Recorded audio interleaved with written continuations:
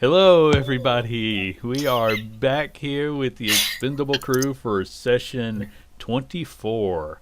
I keep pointing that out because back in the one shot, Jesse made the joke that this game would last a minimum of 25 games, and I was like, no, we're just doing the one. And here we are with twice as many people asking to It's been join the 24 game. games. Yep. Next session will be 25. Jesus. Yeah. In 10 Take months, the wheel. in 10 months we have played 24 games, not counting a couple of, side quest. Those are rookie numbers. Hey, Anyway. for the first time we're getting there. DM, I'm pretty happy with those numbers. I can't run 3 games at once. You guys drive me nuts already. What's with the 40 D20? Oh, yeah, that's something that's not on my screen, so. I was bored. Oh, okay. Anytime you see something weird on our Roll20 page, it's because Pete got bored. No, what happened? I went to lunch, team. Okay, while Danny's figuring Sorry. all that out, I'll do the quick recap. So we are running the Lost Lab Kowalsh, and you guys have just finished up at the Monastery of the Distressed Body, which it turned out is basically a cult that lures in the criminal element who think they're coming, to escape the woes of the world that has abandoned them. And then they find out that it's a cult that's run by a bone devil who likes to make everybody look closer to himself by removing their faces. Only it wasn't actually run by a bone devil. It was run by a bone devil's body that was being controlled by a smaller demon who took over when the bone devil got his brain sucked out by some of the unusual technology of the ship that crash landed a millennium ago and is now their floating temple or monastery. And if that's not confusing enough, the group went in, saved a bunch of brains that were attached to the technology, and in exchange for saving them, they are going to help the crew find the legendary inventor Kowalsh, who apparently was here at some point. So they open up as you've disconnected them. They have all the controls on manual. If anybody wants to try to save this place, they're going to have to start manually working these controls. So I don't recommend falling off the side, because the thing that would have saved you is no longer on autopilot. Anyway, so the portal opens up, and you all jump through, and you see yourselves on an overlook over this. A large city. Let me bring up the parts of this I actually need to read for you. Go ahead and be giving me some perception checks. Now, those of you who are more legendary, minded people who like to, I'm not going to ask you to do history rolls. You will recognize this as the legendary lost city of Daun Glone. Spreads out before you within the narrow mountain veil. Is there something I need to answer before I start reading? I hit the wrong thing. Okay. Sorry, I just heard a couple things. Okay. Ancient and intricate stone towers rise up from the valley floor, though many of them have toppled against one another, forming dangerous-looking walkways extending between the ruins. The rooftops of the upper levels of the tower are strewn with vines and foliage. But a strange gleam extends across the lower reaches of the city, resembling an almost transparent barrier some 30 feet above, visible only when the light catches it. Below the strange barrier, the buildings of the city are unnaturally clean, showing no signs of vegetation or other life, and highlighting the gleaming glass statuary that stands everywhere. Even at a distance, many of the statues appear humanoids of different races. Wow, there's some really good perception rolls in there. Okay, So, for those of you who know legends, and I'm guessing Michael and Viserius first off, but anybody who, the rest of you will be told this in a moment. Down Gloon is a city that no one in living memory has visited, but the legends still talk about travelers who would say that they come across a city inhabited by glass people and the Kinku who would take, care of them. They would say that they somehow found this city in the mountains, but nobody ever really knew how to get back there. Now, those of you who have just rolled above a 13, which is all but two of you from the looks of it, will see that. All right. You're going to see a few things. First off, you all notice, the barrier, as we put it, where no vegetation grow below that level. I said the ones above a 13. You're going to notice a few other little odd things, like, for example, how there seems to be things floating in this barrier. Bits of crumbling buildings seem to be, hovering in different levels. And you also notice that there are some bones that are just floating around there. Now, Michael, with your natural 20 in perception, you can see through this to the bottom where you see the lifelike statues, well, the glass people standing there, and like you can see the marketplace where people are seeming to be shopping. And none of them are moving, because that will bring us on to many of the glass statues set along the exterior of the towers are in fact humanoids. They stand in alcoves and recesses along the tower's reach, and each are crafted in disturbingly lifelike fashion. Gargoyles and columns are abound, anchored to the rooftops and extending outward from massive arches supporting stonework above. Okay, you guys you started off right over here where I have a number 1. That's where the portal is opened up. You have, let me kind of zoom in my own map so I can see a little bit better. You can easily make it down to the, here, or, like to 2 or 3, where you will be almost level with the translucent barrier. What do you wish to do? Michael's gonna start running towards the city. Okay.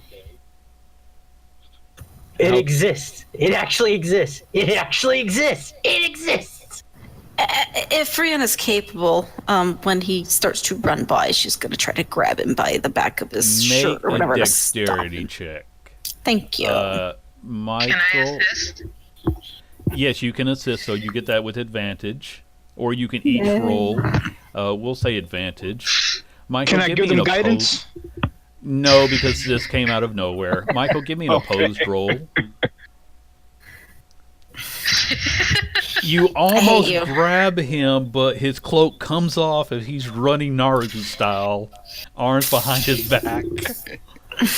Michael, how close? Describe how you run to the city. Other than just screaming it exists. Imagine like a small child that's seen something sharp in the middle of a cabinet that he's just opened and he thinks it's the greatest toy ever, so he's just running right for it. Okay. So it's riddled with an electrical socket? Yes, exactly. All right. He will stop at the barrier, but he's pretty much going to be like, as he's running through, just looking at everything and just like a small child. Just he's lucky I didn't just do Eldritch Blast on him to stop him. Well, yeah, you probably should have. Michael, what's your AC? Oh, shit. 20. Okay, because A pseudopod rises up out of the barrier and hits you with a 21. You now take 10 points of acid damage and give me a strength check, please. Great. Oh, Wow. This is turning out well today. Yeah. And this is why I tried to stop him. Wasted that 24. Yep, you really did. I'm just double checking. Okay, so because you rolled so well there, you fall. It knocks you onto the barrier, where you are now going to need to make a dexterity check. I'm so glad this happened, by the way. All right.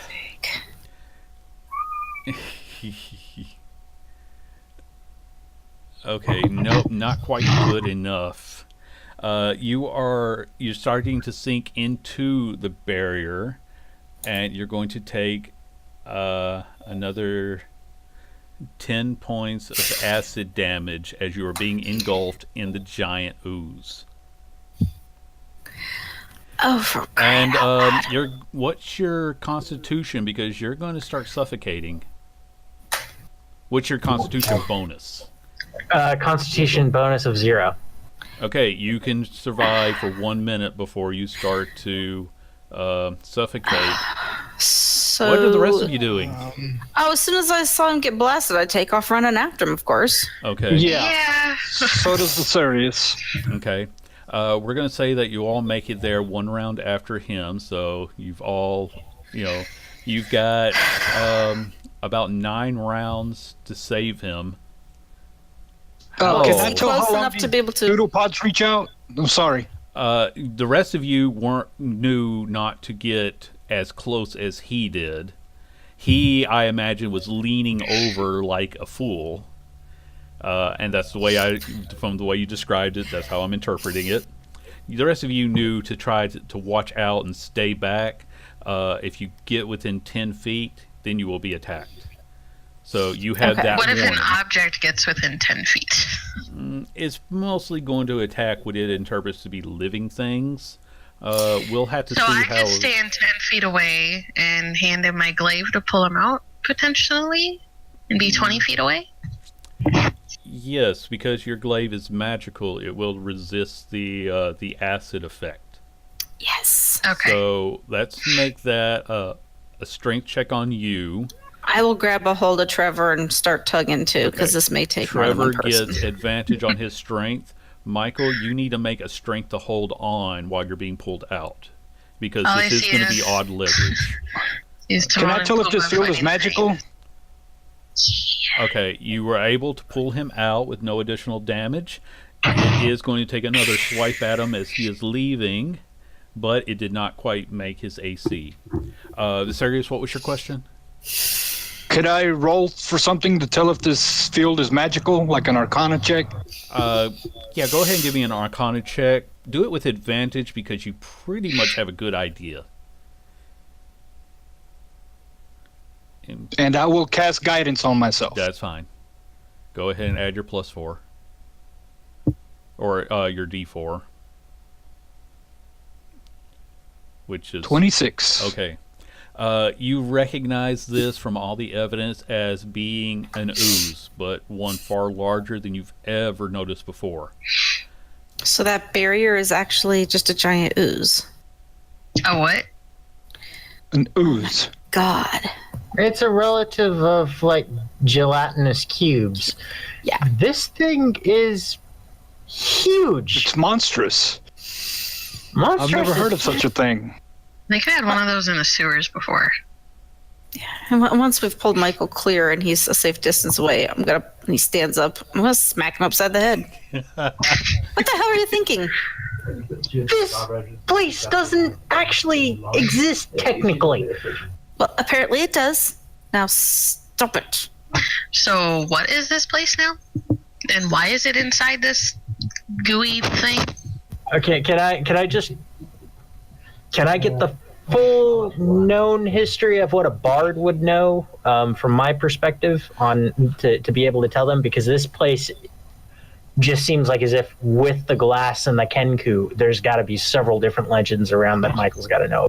There Besides- probably is. I mean, there's like a paragraph from what I have, so we're going to go with like the most common legends, and so that you don't have to repeat this. This is sort of what you know is that the main legend is that this lost city was inhabited by an entire race made of glass, and that there was a tribe of Kinku who took care of them and were their caretakers. Other than that, everything else is, just the people who say, that they had seen it or they had been related to someone who'd seen it, because it would have been, hundreds of years since anybody has ever laid eyes on this place.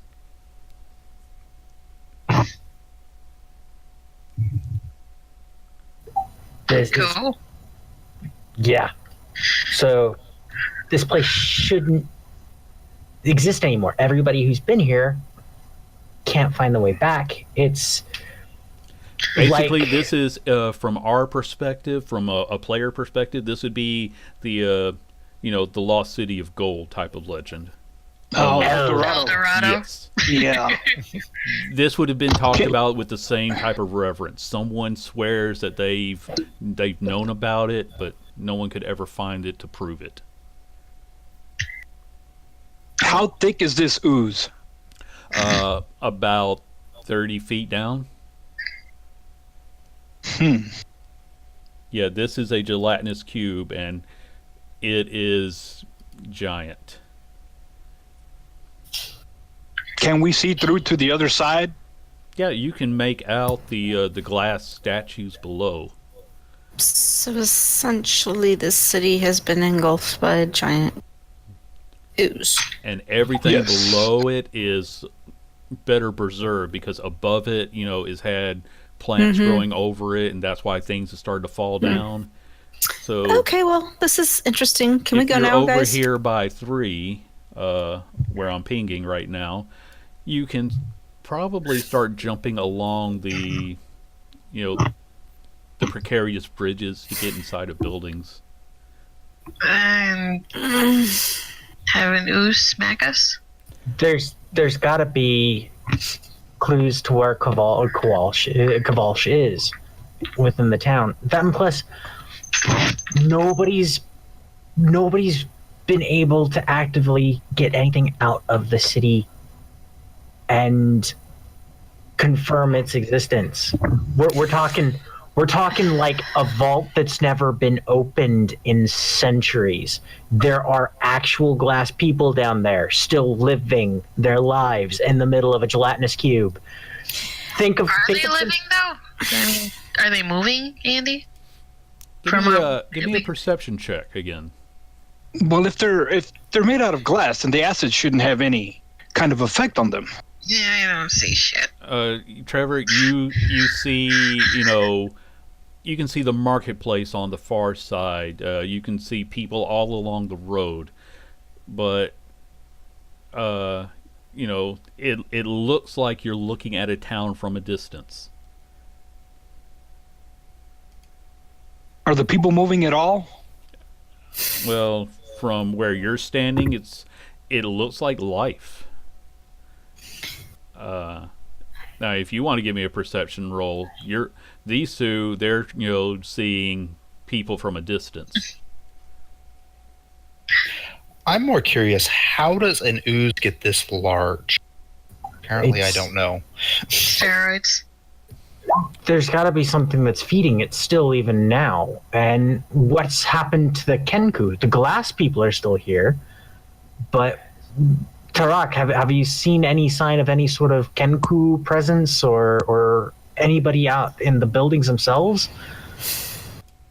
Well, it is being fed, hence the bones that seem to be floating. True. And as many of you are going to, of course, remember, because he's been quiet a lot, you have your vampire guide, Tamir, Oh who I forgot about him. I yeah. thought My we hand left is him not behind. food. My hand is not food. he would be willing to stay behind if you want him. If you told him not to follow. I mean, he might be Let's useful. do a little bit of a rollback. Did you tell him to follow you through the portal, or did you tell him to stay behind? Told him to follow through because if we lose him, we lose the contract. Well, technically, True. no. It's not dependent upon him returning. You know, Well, Viserius would have told him to follow because he's not ready to let a vampire loose on the world. okay. Well, the vampire is still contained within his iron coffin that's being carried by mechanical legs. So, you know, his part of the contract was to guide you through, you know, the mountain range. So he's going to start to chuckle and says, "I have a method that you might find that we may all find to be accommodating to us. As We're I not have letting you out. We're not getting in the coffin. Listen to me before you interrupt, please. Ignorant children. I have been alive 10 I do have times plenty of longer than holy any water of to you. pour into that coffin, you know. Let's let the guy talk. Just let's hear him. Let's hear him. This apparatus that I am contained within would be resistant to the ooze. It can fit 2 people, and I have fulfilled my end of the contract. If you release me, you can have this. He says, tapping from the inside. You can control it, you can perceive beyond it, and it will let 2 of you travel through the ooze unharmed. You have my word. If once open, I will leave. Yeah, no. No, that is not going to happen. Then you can all go feed yourselves to the ooze. I wonder, what would happen if we fed a vampire to the ooze? I want to know if am he actually. inside of the coffin. I would be fine. I mean, we could just let him go. No. No. You That is not know an this option. place. Wait, no, you know this place. You know this place I quite have well, don't fulfilled you? my end of the contract. The deal was I lead you here, I am free. We have no copy of that contract. I thought we got one written up. Seriously, if that was your agreement with the employer, we have no copy of that. So what you're stating, and especially given the nature of What the you beast are? here, Yes. I'm not going to say Have what I he done is. anything No, wait a to minute, mislead guys. or trick you? I'm sorry. I take slight offense to what you just said. I mean, we're No. kind of A judging the guy. monstrous demon. I was not saying it from the point of view of his nature. I was stating it as a point of fact that he's been trying to get out of that ever since we met him. I Hence mean, the if I nature was of the stuck in a beast. box, I'd want to get out too. Yeah. We got you out of your home. Point, but that's a different conversation. Well, I mean- how do you expect to get anywhere if you can't go below the ooze? I have a way of getting at least one other person below the ooze. Without us dying? Yes. But I can only take one person with me. Tarek, do you know anything from a nature point of view how to deal with oozes? No. Great. Andy, I have a question. Sure. Is it just like a layer of ooze and then city below? Or is it the entire city is You're like pretty inside, sure that from like a 30 snow feet, globe? 30 feet down is completely ooze. Okay, so it's like basically a snow globe. Yes. You So- can probably jump from building to building. Well, how about we just have Viserys start launching fireball after fireball at it, and eventually it'll die, right? No? Or Viserys, we I'm going to let just you find- answer that based on what you know. Yes, but it could also start another maybe because this is obviously protection for the city, and it might launch another form of attack towards us if I attack it first. Well, how is ooze protecting the city when clearly nothing can survive within it because I see no Kenku? It's preserving the buildings. Something must have happened to the Kenku, and this was the backup. Huh. Or is it invasive and it's why?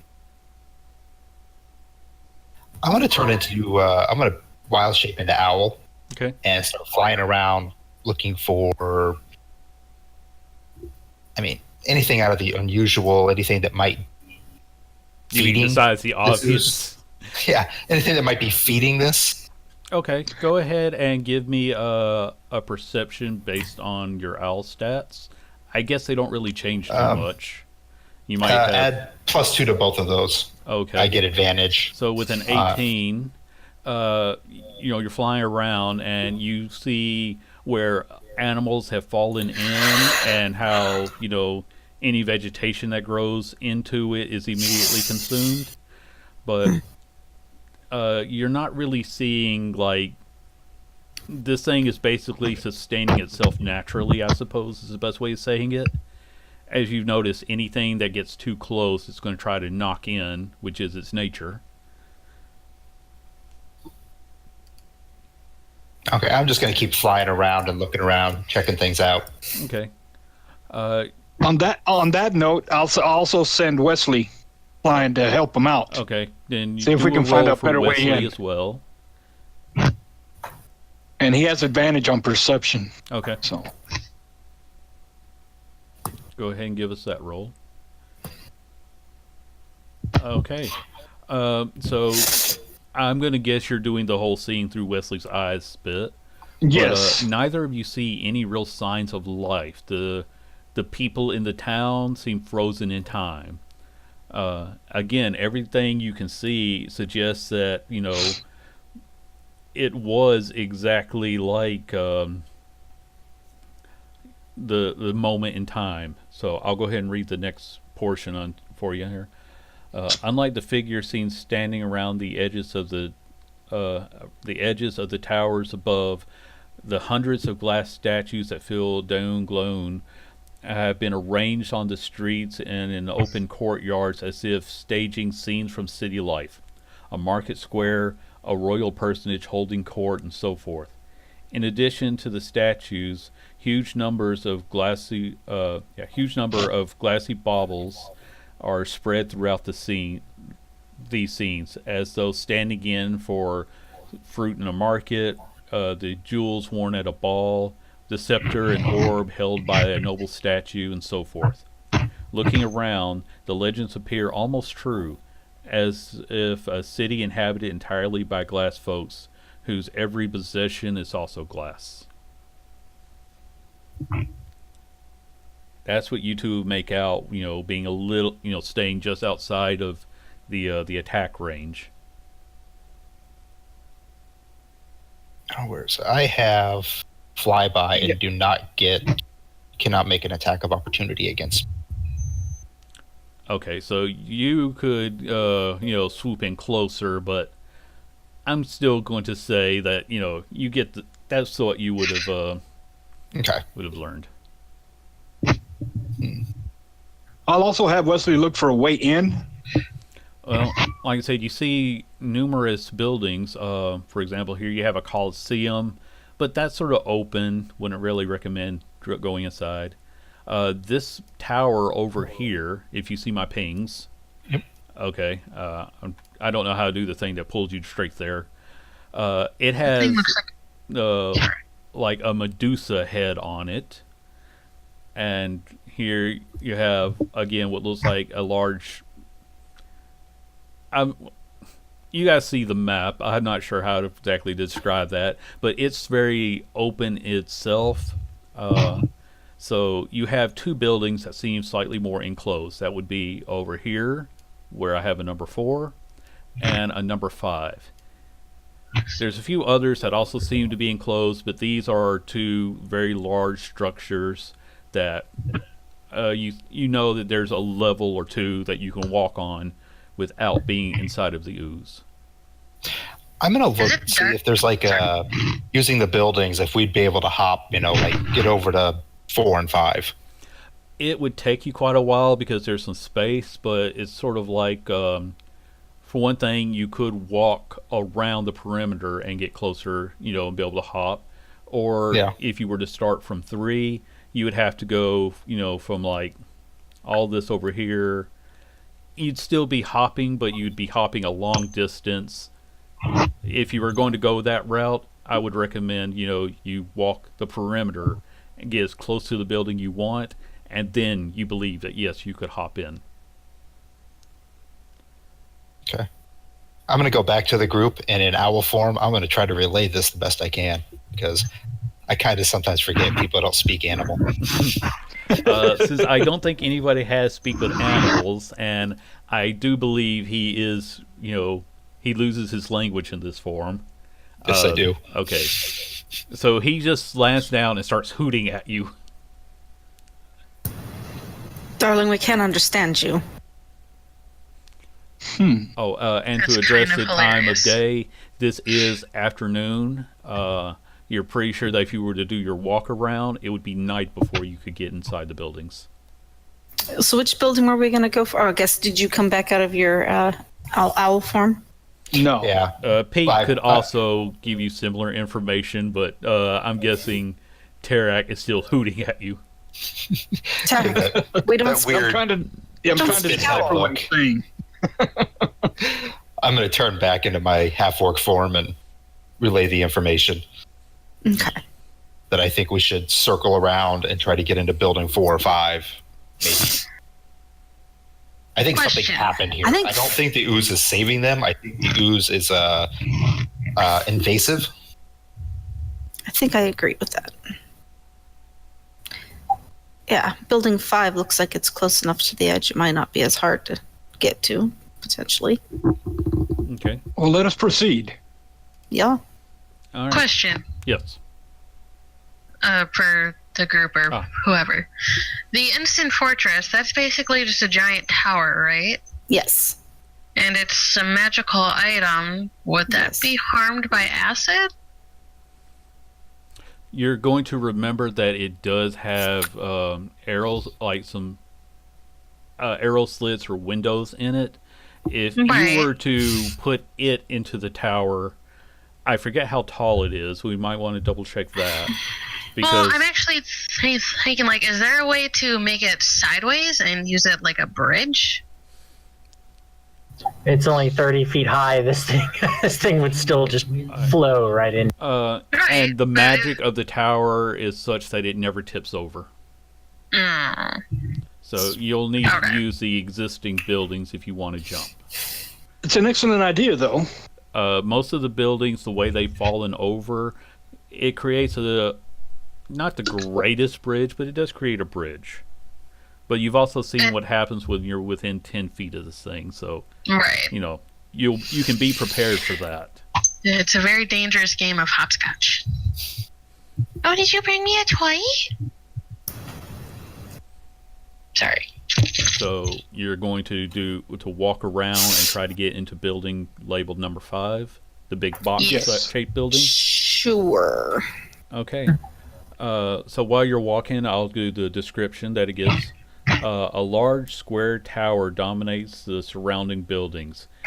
Heaped up around its base are a jumble of tangled old machinery, clockwork parts, piles of broken glass shards, and numerous odd-shaped glass statues. Some of these statues appear stretched, as if they were still viscous when fashioned, almost as though they were elongating themselves, trying to escape their fate. So it's going to take, let's see, let's just give a roll to give you a random time. It's going to take you about 4 hours to make your way around the long way. So we are going to be getting into evening. Most of you have night vision or can gain it through some fashion, so I'll let you decide, do you want to take a long rest and go in the morning, or do you want to keep carrying on through the night? Maybe we should rest. Sorry. Yeah, I say we take a rest. Some of us burn some spells back at the temple. Yes, So I Yeah. agree. Yeah. Okay. It wouldn't hurt to replenish our spells. All right. Well, that and plus, I kind of nearly got eaten by the thing. I need a little bit of time to get. Too quick, honey. Too quick. I've never heard that in my life, actually.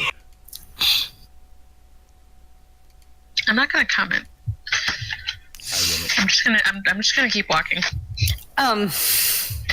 I was gonna say, I mean, I could use my cloak and fly over to the top of that building and just kind of see if I can see an easy way in. Sure. Once the sun is set enough and it's Yeah. now dusk, yeah, you can do that, Yeah. and you'll Okay. find that yes, there are plenty of ways inside of the building. You'll be able to go down, and if you Okay. want to proceed on by yourself, as you have been known to do, Well, I suppose what I would do, I mean, I'm assuming we'll get close enough and then we'll just use our instant fortress to rest in for the evening. Probably. Okay. Yes. So I think what I would try to do is probably try to land somewhere like right about there on that balcony that I can see. Before she leaves, I will give her guidance. okay, so you can add a D4 to your rolls. Okay. And I will also give her bardic inspiration. Okay, what's your inspiration now? A D6 or a D8? It is a D8. I think Okay. at next turn it becomes a D10. Okay. Next level it becomes a D10. So yes, Nice. you have quite a bit you can add if you need it. Okay. Well, I guess I'll fly around it once to kind of check out like the perimeter and try, like I said, try to land on this what looks like a balcony to me on that part of it. So when I land there, I guess look around and see what I can see. Okay.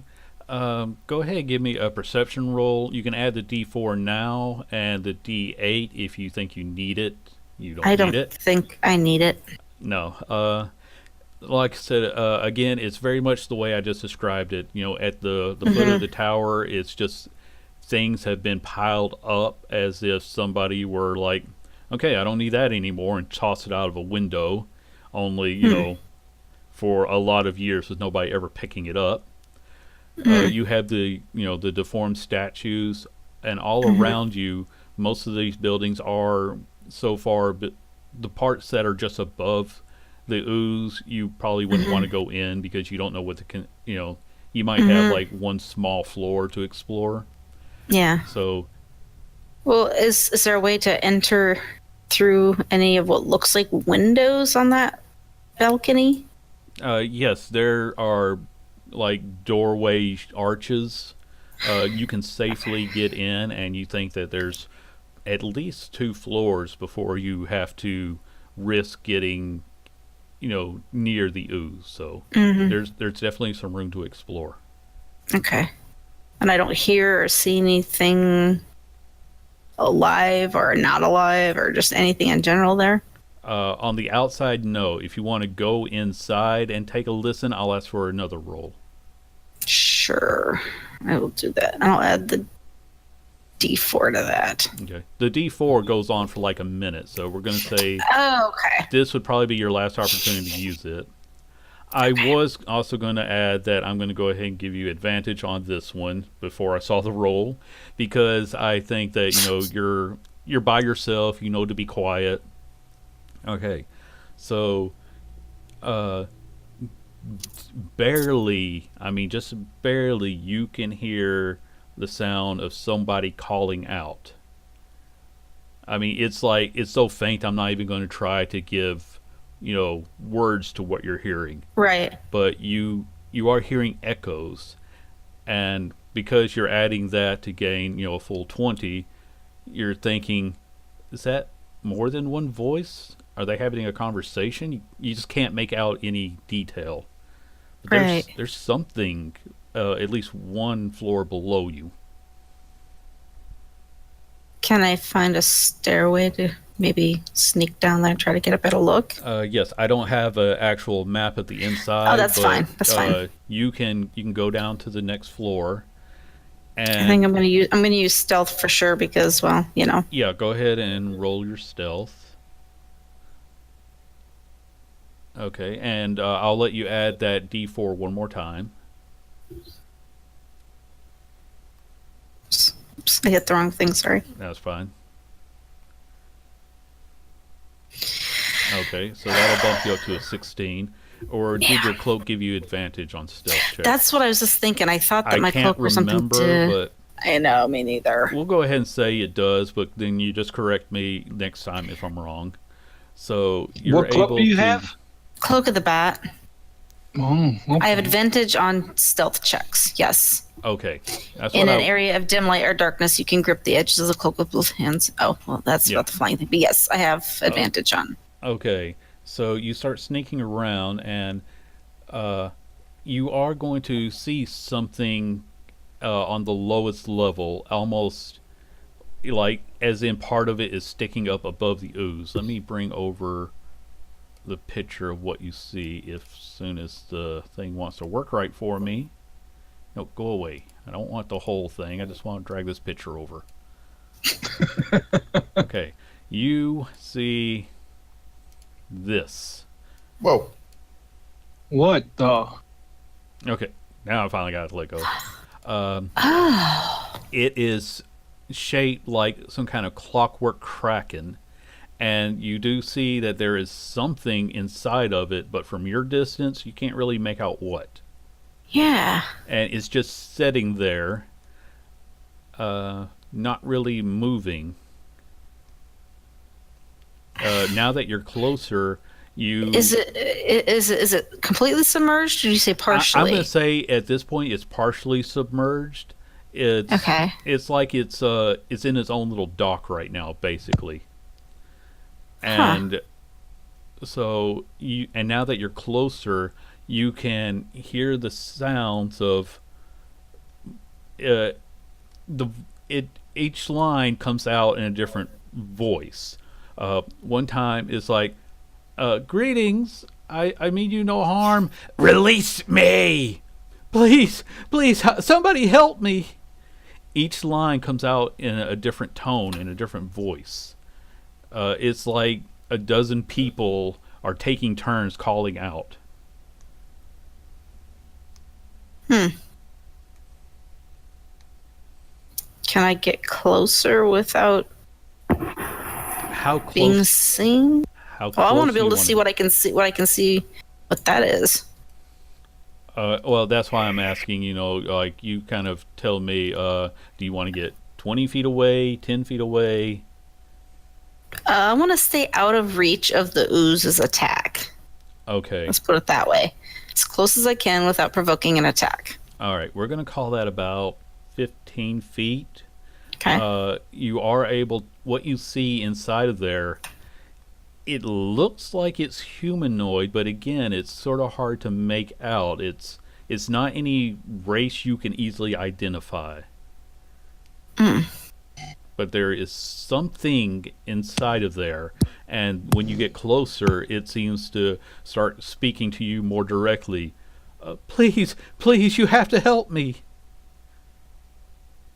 And welcome, Matt. We'll get you caught up in just a moment. I guess I'll just say hello. Greetings. I am a traveler from afar. I mean you no harm. Let me out now, or I will destroy you all. Please, please, you can't do this to me. Are you alone? I lost my companions along the way. I am just a humble traveler. You must help me. Do you have a name? I'm going to stop trying to switch voices. You understand the point. This one is I was the high priest of Daunglaun. Oh. Are you one of the Kenku? And again, through the combination, it will. I'll go ahead and just say, like, it's going to explain a good bit of its history. Yes, was one of the Kenku, and was the high priest of Daungloon. They were the caretakers of the glass citizenry. How did this ooze get here? The evil sorcerer Kowalsh invaded and, in an attempt to take over the city, released this ooze from the 222nd plane of the abyss. Oh dear. It drove out all the Kenku who, the surviving Kenku were forced to flee. She was made undead and forced inside of this thing through his evil magics. Oh. And very much wants to be released. Made undead. Yes, she is no longer alive. Okay. It was a curse placed upon her before he fled deeper inside of the city. So he's here. She hasn't seen him, but she knows that he's still around. He built this contraption to contain her and to torture her for all time. Is there any way for me to be able to ascertain what form of undead she is? I would say go ahead and give me an Arcana roll, but at disadvantage because of, you can't see her directly. Right. Nope. No, you know enough about undead that there's a variety of styles. Yeah. Oh, I know. Yeah. We have the one in the iron coffin with us. Anyway, Yeah.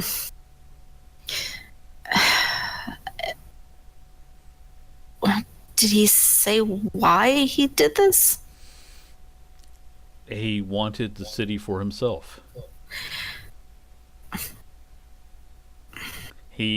Wherever he is, he's still continuing his insane experiments. Okay, so this is Carrie asking, not Rihanna. Yeah. Because I have a really bad memory and I don't have any notes because I'm not at home.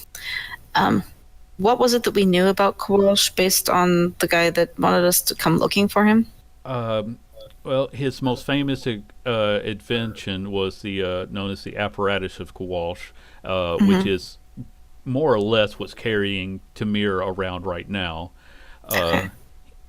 According to the gentleman who started this whole thing, he was well on his way to becoming a great artificer, but because he vanished, nothing else was ever made. So his name started to fade from history, except for the one thing that was practical. Okay. Now, she will warn you that the thing she is in, it is the protector of the city. If you, disturb the ooze, or get too close, it is meant to attack. She can't stop that. So she doesn't have any way to defeat this ooze. No, the ooze is pretty much there. I mean, the device she's in, it can travel. It might be possible to, construct something. A device similar to hers can travel within the ooze. But as long as this thing is operational, it will always try to stop them. And it's what contains her. So she warns you that the only way to save her is, or be able to explore the city, you have to defeat this thing. And she can't really give you too much information about how it fights. It's got a lot of tentacles that'll pop out and attack you. Okay, well, since she's already dead, there's no rush to get her out. No, she understands you can't do this alone. Yeah. Um. Can you tell me like how long ago this occurred? Time sort of slips when you don't have to sleep and you can't see the sun. It's Okay. been a long time. Okay. And you're the only survivor here? To her knowledge, she hasn't Okay. seen anyone else except for, the occasional unfortunate soul that, this thing will attack. Oh. But So, she so others hasn't have seen come any here. of her people. Okay. But others have been here. Uh, More like no one she's ever been able to communicate with because, again, they were usually running or getting knocked into the ooze. Okay. So if we do defeat this ooze, is it going to have any detriment to the city itself? She doesn't know how to beat the ooze. Awesome. I mean, as big as it is, she's pretty much. It's pretty much you'd have to find a way to remove it entirely. She doesn't know how to do that. Well, he brought it through from another plane. So Yes. if we can find a way to open a portal to another plane. That could work. Okay. And you said what was her name? Uh, just refers to herself as the High Priest. Okay. Yes, and I hear Viserius in my ear, and I tell him, well, I'm coming back. I've got lots of information to share with you guys. One other thing that she will share with you, she'll describe the temple. I'm going to get rid of this now. She'll describe the temple, which is the Medusa-headed building over here. She believes that was where he first opened the portal. He constructed something that let this thing through, and that's where, that was the temple to their god, and that's where he unleashed his attack. Okay. So there could be something there, but Yep. if you can, release her and disable the part of this that's going to try the tentacles that are going to try to attack you, you're free to have this thing and to travel the city. I just have to get her out of it first. Yes, that is sort of the problem. But Yeah. she can. and She's pretty sure of course- she's been in here for hundreds of years, so one more night isn't really going to bother Right. her. And I apologize for asking you this, priestess, but if I were to let you out of this, you're not going to harm me or any of my friends, are you? No, she would never do that. All she wants is her freedom. It's bad Okay. enough being undead, but she wouldn't try to subject anyone else to this form. Thank you. She would like her Yeah. body back. She would like to be alive again. But Don't know that I can help you with that, unfortunately. one thing at a time. Yeah. Freedom first. A body can come later. Yes. Okay. I tell her, well, I'll probably be back in the morning with my friends and see what we can do about this. Okay. She thanks you for And that. yeah, I'm gonna go back upstairs, and when I get up to that balcony, I'm gonna sit down for a moment and kind of close my eyes, and just kind of try to reach out to my patron. Okay. Before I ask you to do a roll, what end are you hoping for with contacting your patron?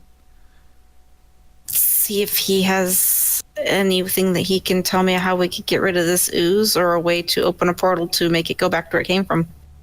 All right. Ian's how he is kind of like, And he's also charge very of the much abyss? well, he has one layer. He has like 3 layers of the abyss. Right. But go ahead and give me a religion check, and we'll see how much you know about the abyss.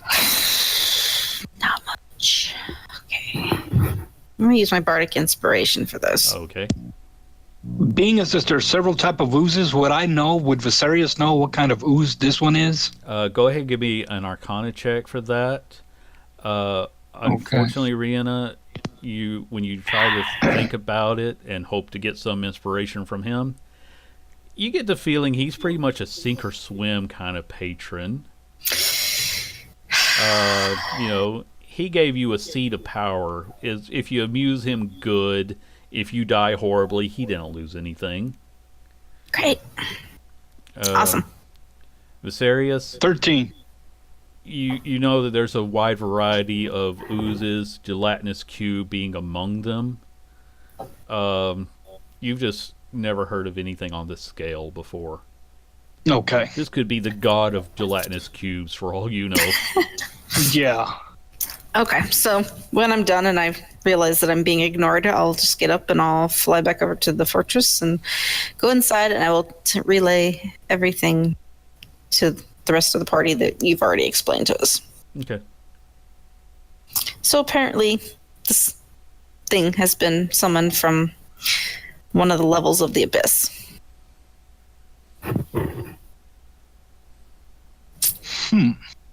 And Okay. apparently, Qualsh is responsible. Would a dispel work if it's been brought forward by a spell or a ritual? Would dispel work on sending it back? Pete, It's a I will let possibility. you answer that as for serious if you feel like you need a roll, but otherwise, But I'll let yeah. you answer. I do. With another Arcana check. Yeah, that would need to be another Arcana check. Okay, and I'm going to cast guidance first. Yeah, that's. I figure that's standard at this point, Yeah. as long as you have the knowledge. 15. I'm going to say with that, you're pretty sure that if this thing came through a gateway, as you understood the explanation, then that means that a simple dispel isn't enough. Right. And I'm also going to say you imagine that banish is not enough either because of its sheer size. Right. You would have to know how it got brought in to reverse it. So you would need to go and see the portal because, again, it sounded like he constructed something, as he's more artificer than sorcerer or wizard. Yeah, so I'll tell them. So there's this undead Kenku, who was the high priestess, trapped in some machine that he created, stuck partially in the ooze. And I feel like if we release her, she's our best bet to try to navigate and find what we need. But she did say that temple over there is where he did his nasty little business. If we can deal with the temple stuff first and then get her out. Well, the it device that makes she's in, one of us could use to go down into this to navigate. Possibly But more. But does the device also attack? I Where? don't know. I don't remember Andy saying that, so I'm not sure. I don't know. Well, let's get to her first and then see if we can get her out. If we can't get her out without being attacked ourselves, then we need to find some way to undo what he's done inside of the temple to get rid of this thing, and then Carrie, we can help her. Sorry, because this conversation for you happened like 5 minutes ago, I'll say it's very easy for you to remember that this Kraken is the guardian of the city. Okay. There you go. There's your answer, Michael. It's a kraken? It is a clockwork Kraken. Yeah, it's Clockwork Kraken. Do any of the legends mention a clockwork kraken? The legends don't mention a giant sea of ooze. You heard the legends before Kowalsh took over the city. Yeah. So he constructed this Clockwork Kraken and imprisoned her in it. I'm really not liking this guy now. I turned towards the vampire. Before he disappeared, was Kowalsh known for being a bit of a practical dick? Let's see. He's never heard of this Kowalsh. In his time before being when he was alive, he was just a miner. When he became a vampire, he no longer cared about mundane mortals. He was probably a vampire before Kowalsh was born. Gnomes have a lifespan of roughly 500 years on the long end. He's been a vampire for about at least 500 years himself. So he doesn't know this guy outside of this accursed thing that he's kept in. So the vampire is a gnome? I thought he was a dwarf. So did I. The vampire is a Yeah. dwarf. Kowalsh is a gnome. Oh, Oh, gotcha. okay. But now that okay. he's a vampire, That's he's real. beyond all mortality. Kowalsh is a vampire? Wait, Kowalsh is? No, Kowalsh is a gnome. Tamir, the vampire, does not Is a know dwarf. Kowalsh outside of the fact that if he is alive and if he can ever get out of this stupid thing, he would punch him for making it. Or for making the design that someone else. Got it. I Well, he still sounds think rather mad to me. I think we need. Let's first speak with her and see if we can get her out of the Kraken. Because if we can unleash the Kraken, Well, let's get a cracking. I was waiting for you to say that. Trevor just face palms. Really, Viserys, I heard that. Oh, hey, Trilek. Sorry. You're I was, awake. Yes, I was meditating. This seems very interesting, to say the least. So, does she know any weakness of the Kraken? She did not. Well, it is metal, so I would hope that my lightning would work against it. I can work against it quite well. I can bring the thunder. And I can bring the storm. Oh, Lord. And I can bring the lightning. This is the start of a weird band, I'm sensing. What is it? The Thunderstrucks? We could be the Thunderstrucks. Sounds good. Oh, Lord. Well, okay. I guess if the three of you think you can do something to break her out of that, that's awesome. But if we destroy the thing in the process, it will be of no use to us to use to explore. This Right. is very true. So, Viserys, before we start poking and prodding it with our giant sticks of thunder and lightning, could you try and see if there's a way to break her out once we get up to it? Yes, I can make an evaluation. Sweet. Okay, so now we just need to find a way to get into the building without getting devoured by a giant ooze. Yep. Well, again, you can get to her level with before you can get up to the dock, so to speak, that she's in. Well, yeah, I think what he's saying is, how do we navigate getting across from, say, like here to the building? Okay, yes, I understand what you mean.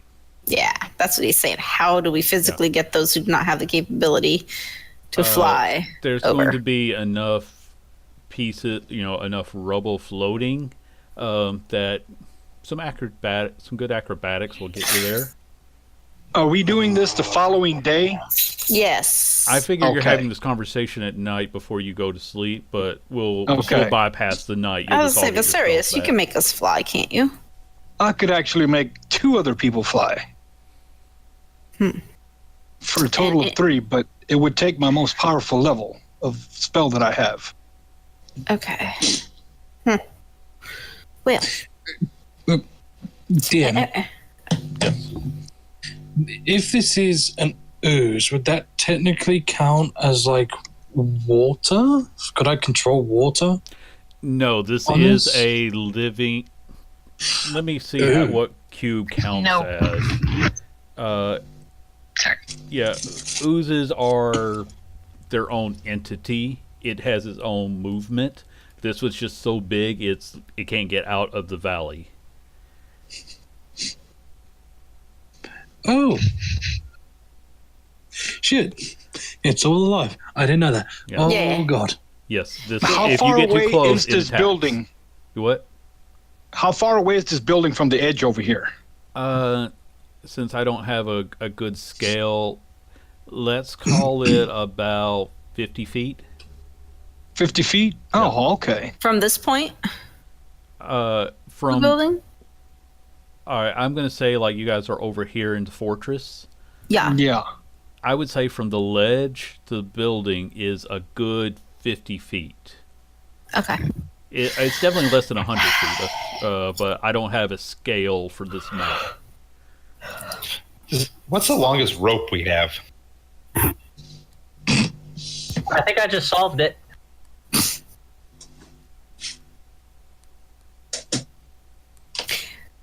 Well, I could actually make 3 people fly and then take another with me using Dimension Door. I'm going to say, Carrie, the one other thing that you picked up on from her speech is that if he created the portal inside the temple, maybe other things were left inside there. There were definitely things inside this building, number 5, but there could be some other items inside of number 4. Right. But like I said, I think we should go and explore this building, try to get her out, see if we can gain access to the use of the Kraken. Yeah, there are some things inside of 5. I'm just trying to give you the options that I believe you would have based on her information. Correct. Okay, so we know the druid can fly himself over. Well, I could fly a rope over and tie it off, and we could just shimmy across using a rope. That's like 400 yards. Well, she said it's 50 feet from this building to that What are you big doing, building. you little crackhead? Well, because I was thinking, I mean, I think Michael and Viserius are correct. I mean, if Tarek can fly over, and if Viserius can make Trilak, Trevor, and myself, even Michael, able to fly, and then whoever can do the Dimension Door can take the last 2 people or whatever. Well, Tamir will remind you that his contraption weighs a couple hundred pounds. 500 pounds. 500 pounds, yes. Although he doesn't fear the ooze, he can always just, if you desire, he can meet you inside, but he's not a combatant. He can also really happily wait here, or you can just let him go, and 2 of you can take this inside. What? Okay, you know, every time that you bring up us letting you go, it's not going to happen. Are you I'm insane? trying to offer you a way not to die. We'll You figure it out. stupid, Thank you. pathetic little flesh bag. I say we leave him here. I am not pathetic. Stupid, yes. Pathetic, no. Rihanna We just can put her have hand this over. conversation later. Yeah, it's like she just He's puts her hand just over Michael's trying mouth. to offer Shush. you what assistance he can. Correct. His prison is immune to this sort of effect. 2 of you can be inside of it, and he can be out of it. You'll never see him again. Yeah, and then we'll be screwed as he makes a There vampire. are things far worse in this world than one vampire. I mean, aren't we in a different plane of existence right now anyway? No, you're in No. the prime material. Oh, so okay. He You're could pretty sure you're on your own continent still. So he could potentially starve here. We are not setting him free. Okay, fine. Fine, go feed the ooze for all he cares. It's his job to be your guide to the best of his ability. He's just offering you the best solution he can. Yes, and he has guided us here, and we thank him, and he can wait here until we come back. We'll make sure that we get a lot of data readouts for you. He doesn't care Maybe- about the map. He's got, as far as I forget the man's name, the cartophile is concerned, the map has been, with the information that you guys have will fill out the rest of his map. Good. He has done his job, and now he's just trying to, like I said, offer you a method that doesn't involve you becoming a pile of bones in the bottom of this pool. We could get you a gopher. What? Okay, so how are we going to do this? Are we going to have Tarek fly, Viserius, and who can Dimension Door?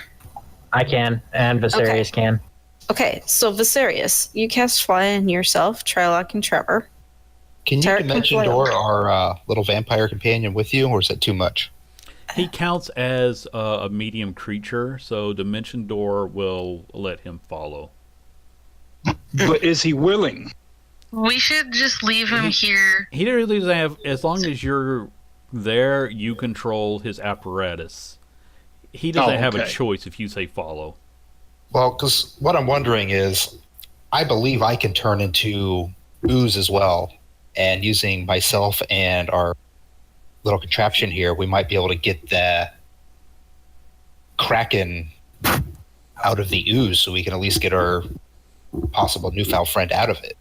I'm going to take your word on it that you can become an ooze, but they are like they're their own classification of creature. What are the limits of wild shape? Well, I did a little bit of research. It says I can turn into ooze, Okay. as long as I've seen it. Okay. All right. Like I said, I'm unfamiliar with druids, so if that's, I'll take your word at that. So you can turn into an ooze, and you're pretty sure that you can move about this thing. It wouldn't identify you as a threat or food. I'm hoping. Well, I've got an idea. Since Michael and I can both dimension door, we could each take one person over, and I can just have to cast fly on one person. Mhm. Since Tarek has his own way of getting across. True. Or we could just do what Tarek said, latch a rope and shimmy across too. Save some magic. We still have the ability to rest on the other side, so we could set up camp on the balcony, watch the stars, sing some songs, have some cocoa. Michael, are you feeling okay? If that's what I'm we wanna nervous. do, I could turn into a giant eagle, just shuttle everybody but the coffin across. That is also an excellent idea. Because does that require any of your spells or anything like that to do I that? have one more wild shape before we rest. That's why I was letting you guys talk this over at night. I like that idea. I say we go the Lord of the Rings route. We fly on the eagle. Tonight, and then rest across there in our fortress atop the building. Yeah. Yeah. Well, I don't think the fortress will be able to stay on the balcony, but we could probably find some place to set it up without it crashing through the sea. No, I meant the very top of the building. I mean, we could just not use the fortress right now too. True. The magic of the fortress keeps it from falling over, but you're not really. Well, if we go, the architecture is a Go different ahead. matter. if we go across tonight, we'll replenish our spells in the morning. Yes. Yes. So Yep. it doesn't matter what spell expenditure we use tonight. Correct. Let's I do guess the it's a fun. matter of, do we want to camp out in the open on top of that? Stay over here and be in the fortress where we know we're safe, and in the morning use one wild shape to get everybody across. I say we save what we can and just move now. Like, do what Michael said, stay on the balcony or something. Okay. I can already taste the hot cocoa. I'm nervous. Would So you like a two-dimension- cup of bliss tea? Yes, please. Okay. We're going to be How about surrounded after? by a lake of ooze. I don't think we're going to be that threatened over there. After you drink the tea, you have the effects of calm emotions for the next. Because it's in tea form, we're going to call it 5 minutes. Let us That's proceed. like, Well, if you guys, And- that's what we're going to do. I'm going to go let my dog out real fast. Well, if it's nighttime, Rihanna could just fly over herself, couldn't she? That is true. I Mhm. can. But from the sounds of it, though, you can all get over with a minimum of spell usage. yeah. My So only let's do that. question is, are you dimensioning door Tamir, or are you going to tell him to meet you over there? Because technically his device can climb, just very slowly. I will dimension door him with myself because I do not trust the architecture above the ooze to not crumble under the But you weight. trust 500 pounds to fit on top of that building that has Should- vines growing on it? Should I we don't just trust leave him that- here for now Let's and just come leave back? him here. Yeah, I say I vote we That's leave him Trevor here. said, let's just leave He him Like, doesn't he gets some object to peace and that. quiet away from us. Then we can come back and get him when we leave. I think it might be beneficial if he walks over and works his way up the building because he can report to us what he saw. This is Okay. all on theory, too, though. Like, I mean, this is some sort of special ooze thingy, right? it says We're it's safe. pretty sure it's not gonna, dissolve the poor guy.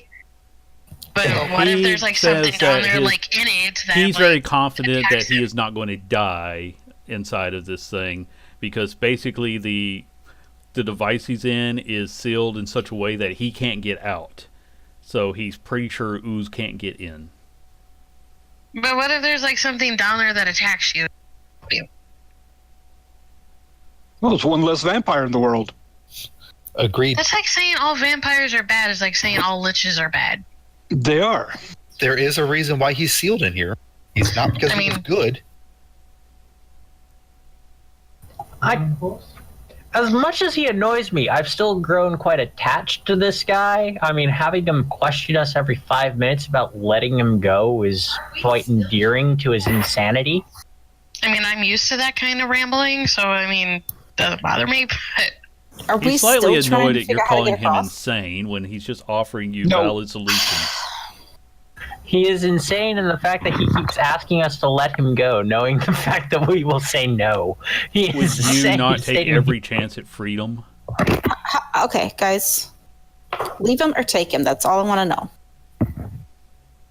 Well, what I suggested was that he use the contraption to go into the ooze and come up to the building and essentially scout the building for us. Because technically, From the- he from can the- walk from the up- bottom he up. can walk From the through bottom the, up, yes. the front door of the building and meet you inside. Okay. Like I said, And- his whole thing is that his device is inorganic. The ooze won't affect it.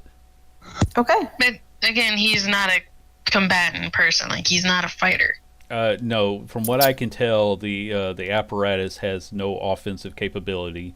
It can swim.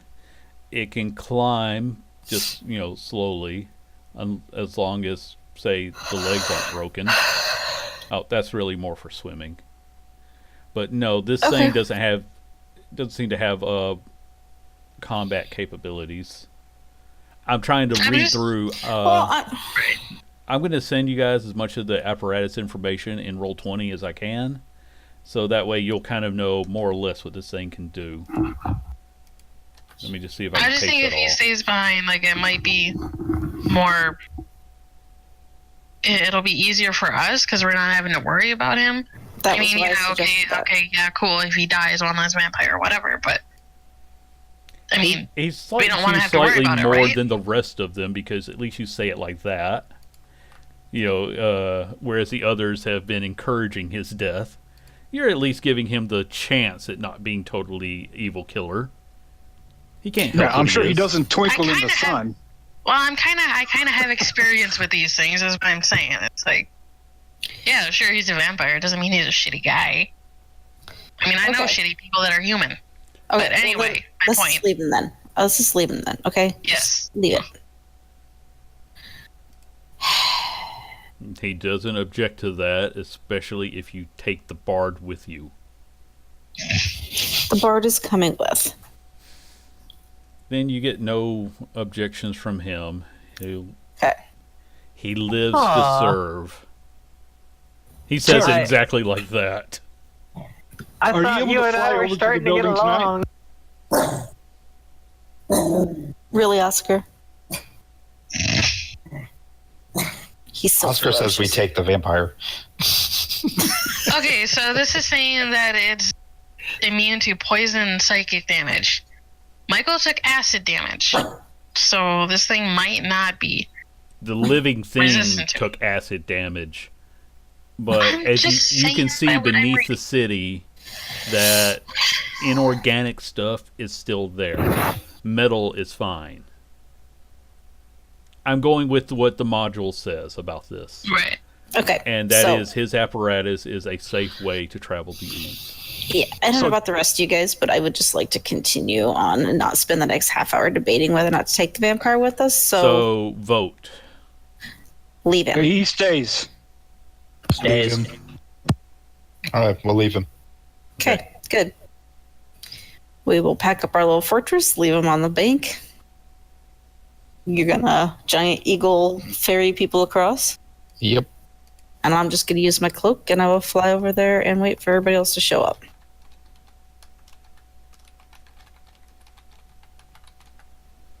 And that's what we'll do. Thank you. Yep. Okay. So you leave him there. He wishes you well. Don't die. He doesn't care. Yeah. So you all wind up on the ledge. You are far enough away that there's no threat from the ooze, and nothing can, as no living thing can travel from that way. I'm going to say you can set up a watch if you want to, but you feel pretty safe throughout the night. Nah, I still would prefer if we. Okay. Yeah, I prefer a watch myself. Okay. I know Viserys only needs 4 hours anyway, so he can cover half the watch easily. True. As you let your one who required 0 sleep off to the side. Vampires, I mean. Oh, yeah. Anyway, so those who are taking watch, give me a roll for the first half of the night. Perception check. I'll take the first half, Okay. and I'll cast guidance. Yes. All right. 12. It's a quiet night. It's nice and peaceful. Once Michael has had his cocoa and went to bed like a good boy. The bliss powder in it. Did you drug him to make him sleep? Yes. Michael, do you Michael's want like a to roll freaking a nervous constitution chihuahua. against that? Michael actually asked her to do that. Okay. The reason why he's cracking so many bad jokes is because he's nervous. Okay. He's I just wanted to check if we needed to roll against this. All right, that's fine. Then who wants to take the second half of the night? Oh, I take will. a second. Oh, okay. Okay. We'll let Rihanna take the last portion of the night. Okay. So, I will cast guidance on him before he takes his watch. okay. And you got a D4 to that. 14. I'll roll the d4. I've got one right here. Okay. Thank you. So we'll make that a 17. Yeah, it's a very quiet night. Very, very peaceful up here. You're surrounded by nature, more or less. You're the only sentient creatures that you can detect. Okay, Rihanna, you take the last part of the night. Okay.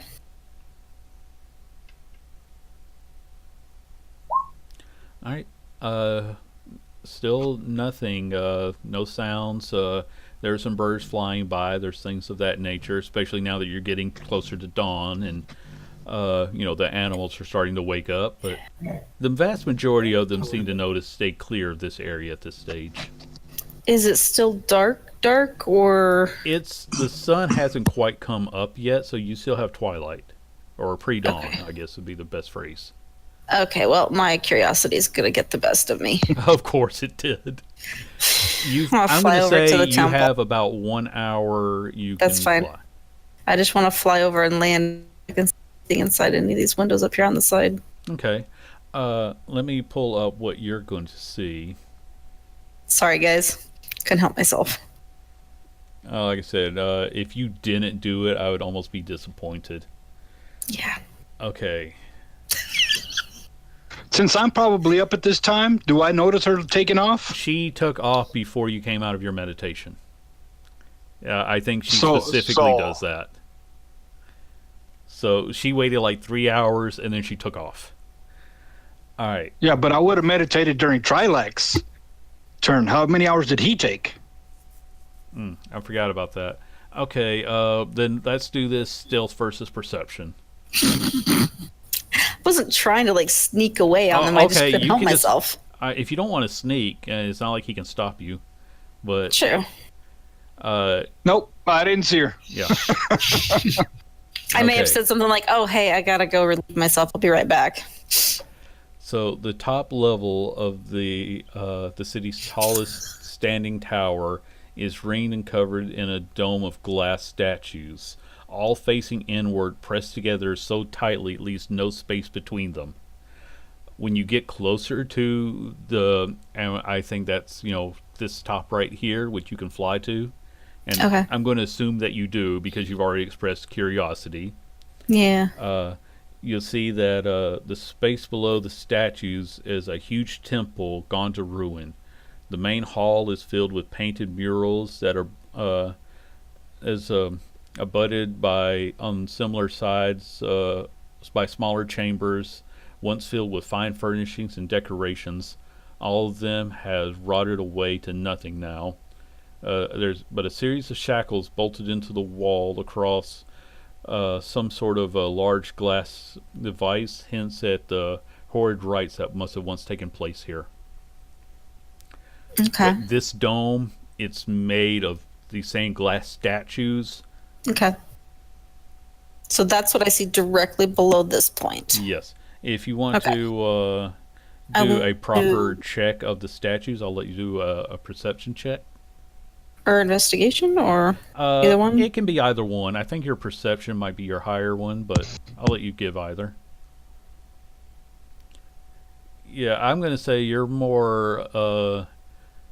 It's just odd seeing the statues like this. It's like a bunch of people crowded in together. But Okay. Well, I don't want to, wait too long because then I'm gonna be stuck here. yeah, you So can do. I'm Yeah. gonna, yeah. So I'm gonna fly down to like this row of like little windows on the side Hmm. and see if I can see any other part of the temple through those. Go ahead and give me another perception check. At this point, this is where a combination of dust and what plants can grow are going to obscure your view. Can I try and? I mean, I'm assuming that the windows don't have any way to open, correct? Not from this side. You Can I think try and like wipe it off and try to it's clean it on off the as best as? inside.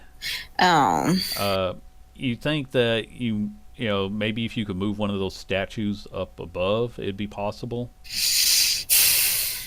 yeah, but that still only shows me what's right below it. I was trying to see other Okay, parts I of it. understand what you're saying. now. Yeah. Yeah. Yeah, I was trying to move like over into this area and look through to see if I could see what was in the rest of it. But No, not without just trying to break a hole in the place. yeah. Okay, well, I'm gonna give up. I'm gonna fly back over to the balcony. Okay. You get there just as the sun is rising properly. You still, not in any danger, but everyone else will be waking up soon. Okay.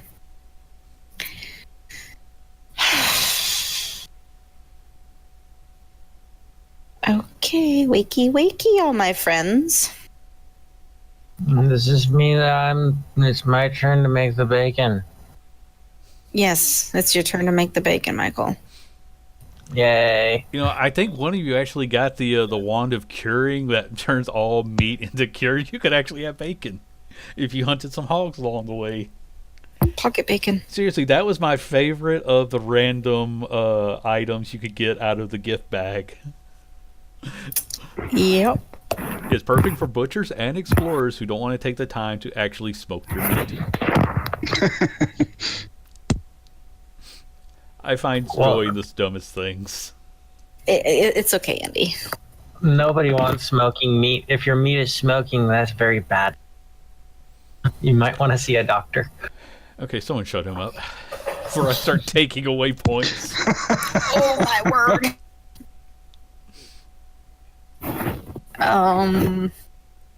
I know it's not our usual 2 hour mark, Andy, but could we take like a quick 5 or 10 minute break? Sure. Let's go ahead and take 5. Okay. And we'll Okay. we'll return here in just a few minutes, guys. Cool.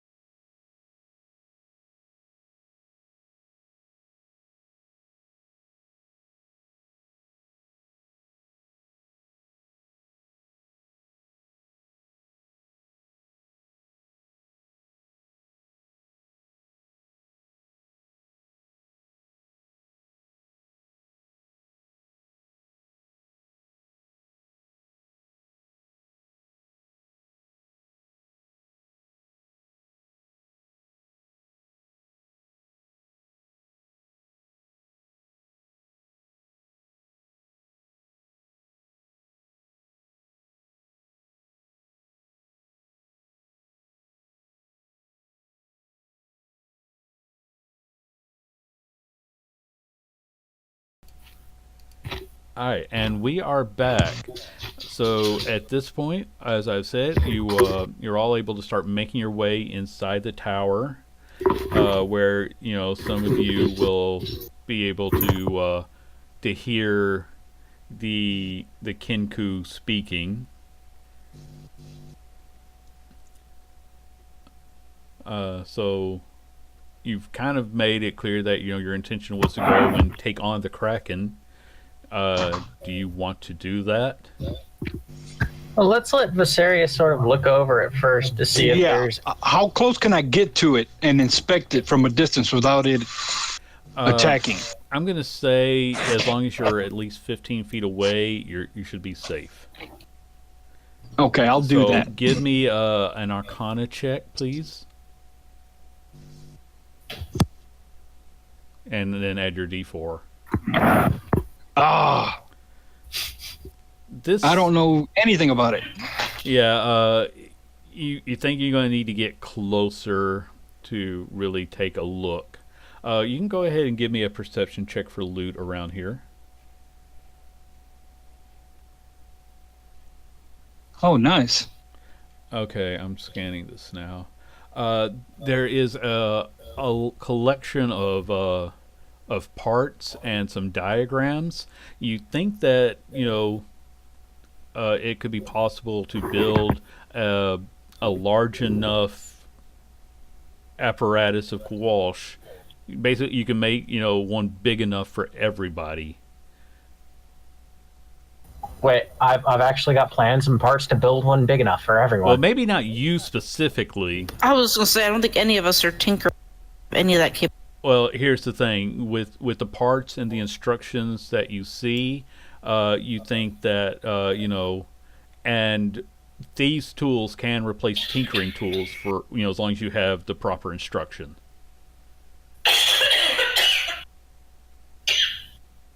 We'll wait for her to quit choking.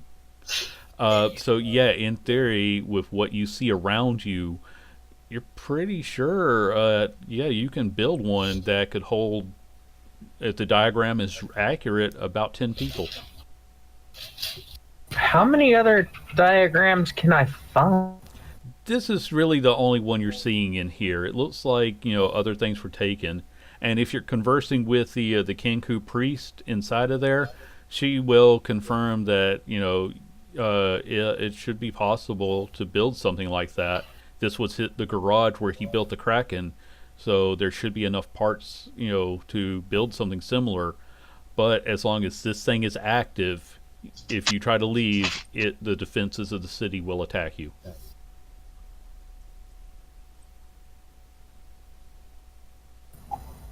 I want us to try and build it, but after we get her out of this. She would appreciate Let's get that. her out. Yeah, let's get her out of this first. Okay. If you're going to opt for attacking, then we're going to. No, Michael's going to try and see if he can spot anything that Viserys didn't, because he's managed to find these diagrams. Maybe he can, with this boost of confidence that he's got, maybe he can find something that Viserys hasn't seen. Okay. Do you have an Arcana proficiency? I have Jack of all trades, which doesn't give me a proficiency, but it gives you enough that go ahead and make your roll and add that to it, or it should automatically add. Okay, you're pretty sure that with the help of Riena's thieves tools, that you could open up the housing that contains the Kenku priest. But of course, to do that, you actually have to be on the thing. But you're you're confident that you could release her. Rihanna, if we can pick the locks on that, we can get her out.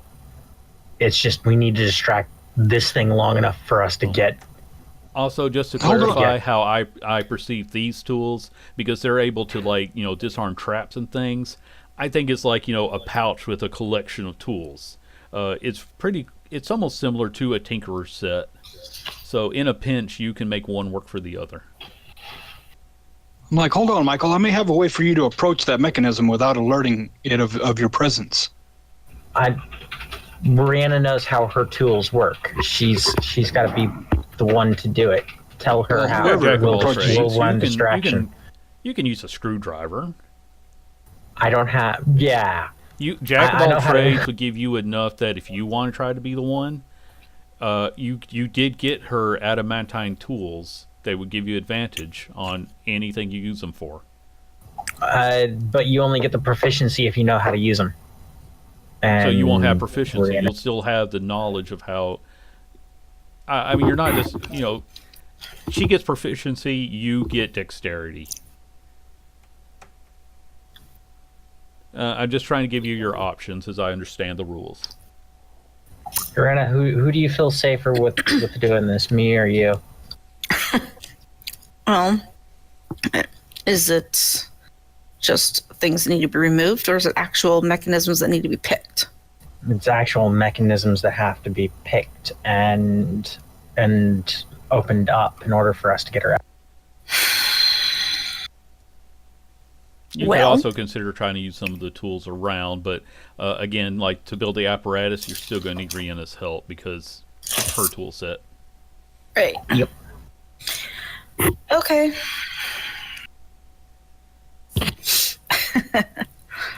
Well, if you guys have a way to protect me from this thing, I'm more than willing to try. I mean, I was the one that told her we'd get her out.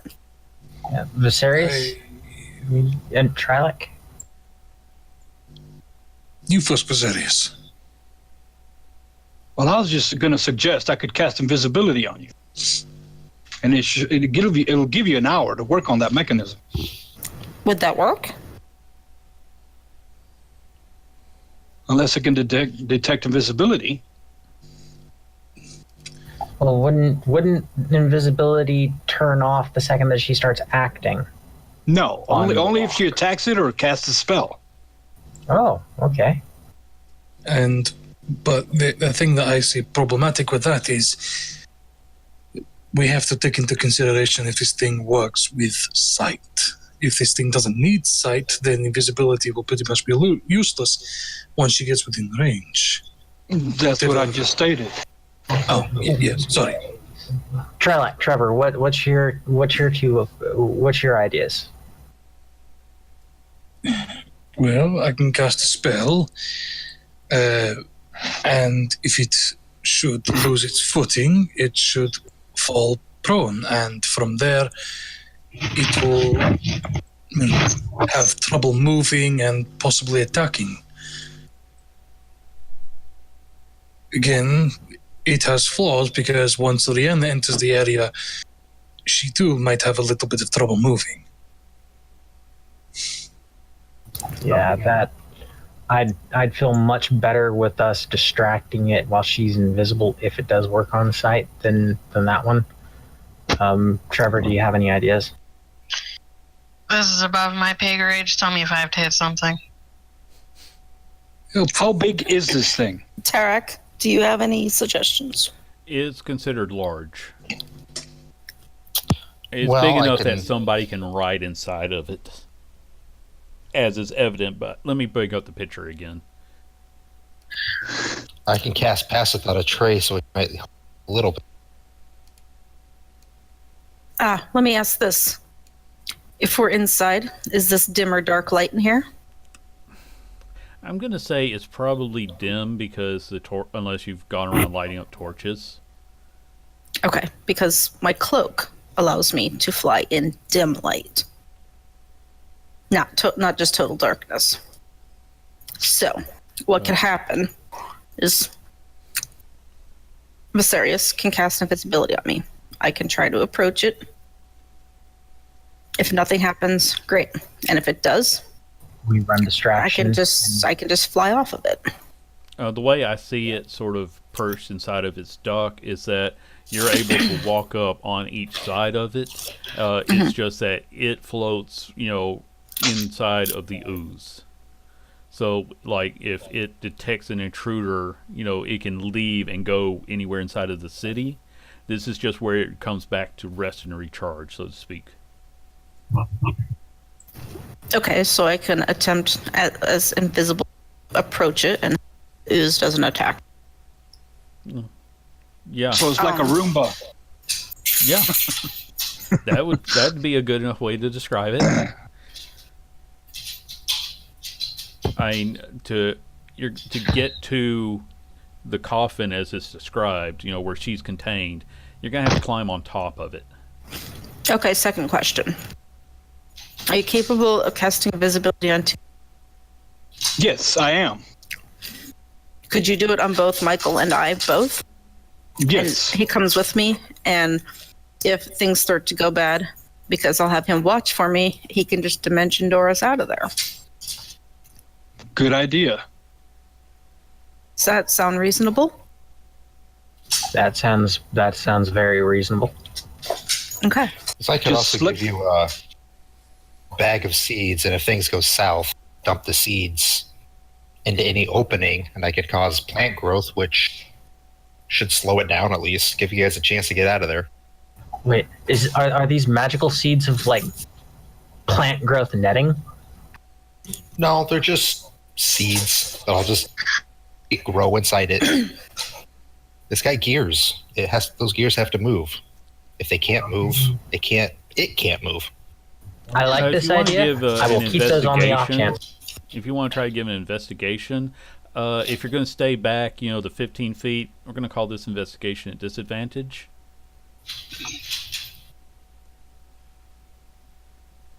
Who's doing investigation? Anyone who wants to try to consider any of these plans.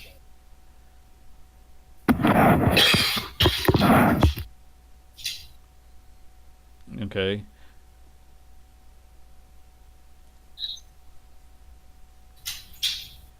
At disadvantage in Viserius. Oh, okay. Well, let me roll again. Take the lower of the two. Yeah.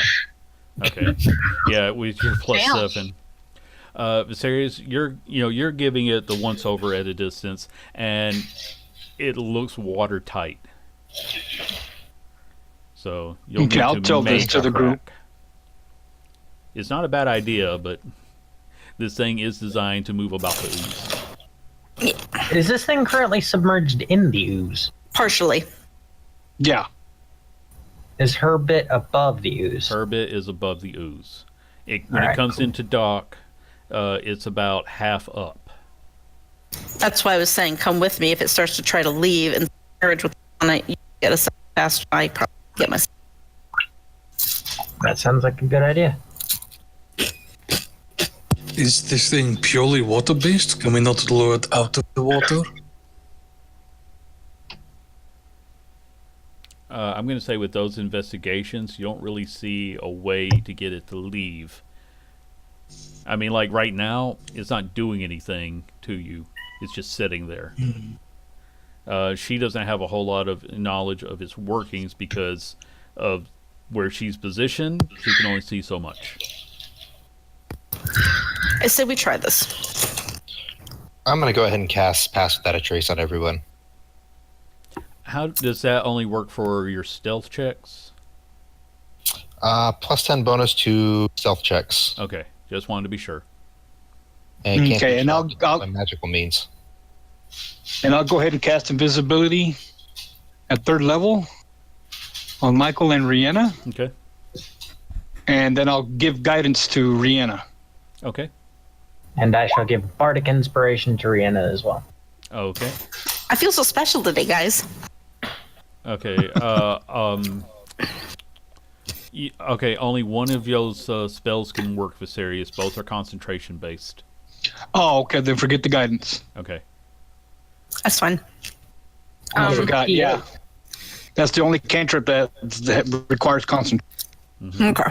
So once we're invisible, I'm going to say to Michael, okay, obviously you need to be touching me in order for you to get us out of there if anything goes wrong. So, and I'm going to stick my tail up and poke around until I find him and say, I never tell people to do this, but hold on to my tail.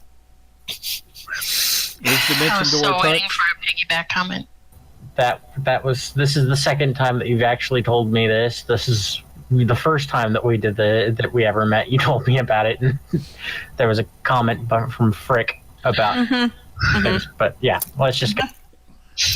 On that Like- note, you two, being invisible, make your way up and start climbing onto the Kraken. We're going to say that, I was gonna say, can we do it stealthing? yeah, go ahead and stealth. I'm also going to say that because of it, the way its surface looks, it's going to be difficult terrain. So if you're stealthing, you're going to be moving at 1/4 speed. Okay. Yeah, so That means that Miranda's got 37. Plus 10 to those. yeah. Okay, that's fine. You're able to get onto it. Like I said, it's for the sake of knowing how everybody's going to react. Let's go ahead and do initiative now in case we need it. Don't like the way that sounds. There's going to be a lot of things happening, and there's 6 of you, so Okay. To make my life easier, anybody 20 or above. Yes. Yes. Okay. You both have 20. Yeah. Okay. Who has the higher dexterity? Tarek, I think. I have a 16. Ooh. Sorry. Tarek, what's your initiative? Your dexterity. Yeah, your dexterity. +4 is Tarek's. Okay. So that puts him at 18. Yeah. All right. Hello? Yeah, I can hear you Hello. now. Okay. Okay. So it's Tarek, then it's Viserius. All right. Okay. 19 to 15. 18. Okay. 17. 15, if you can see mine. All right. 10. Hold on a second, guys. I'm trying to write everybody down. Rihanna, then Trilak. Okay. Who's below 15? Me. Okay. Michael. All right. Okay, that's everybody. Okay. Like I said, this is, all right. So you two, you're on top of it. Again, I think it's large, so we're going to say it's probably about a 20-foot diameter. And again, you are going to be considered on difficult terrain, so just keep that in mind if you need to run off of it. Okie doke. All right, so you make your way to it. You've already done the Arcana roll, so you understand what you need to, start trying to take it apart. That's going to be the start of your action, because once you begin, it is going. You do see the tentacles come out as they start taking swipes at the 2 intruders on its back. Okay. That was loud. Okay. I keep turning my volume up somehow, just as there was some clatter. All right, Rihanna, a tentacle comes at you and misses. Michael, another one swipes in your general direction and misses. Let me double check. So do I need to roll something to see if I'm getting this thing pulled apart? No, you have the knowledge from what Michael explained okay. to you.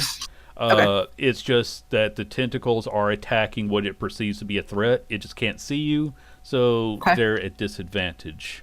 Let's see. Got I it. said this one was going after. I gotta double check its attack. Ooh, Rihanna, I'm pretty sure a 24 hits you. Yeah. Okay. Yeah. And that's a disadvantage? Oh yeah, it rolled. It has a high to hit. Okay. Yeah. That It's a hurt. kraken. Yeah. It's a kraken. You take 8 points of bludgeoning damage, and then a 4th tentacle is going for Michael. Can I use my uncanny dodge? Yes, you can. Thank you. So you cut that in half, I believe. Mm-hmm. Okay. Michael, a 15 does not hit you. No. Okay. But now that the tentacles are all out, we are going to, go back to the top of the initiative so people can decide how they want to do things. Tara, Can I keep trying to work on this while they're doing it? yes, we'll just have you do, a roll with your thieves' tools now that you're doing it under duress. Okay. So when your turn comes around, I'll let you make a roll. Tarek, it is your turn. There are 8 tentacles out, and there's also the main body of this thing.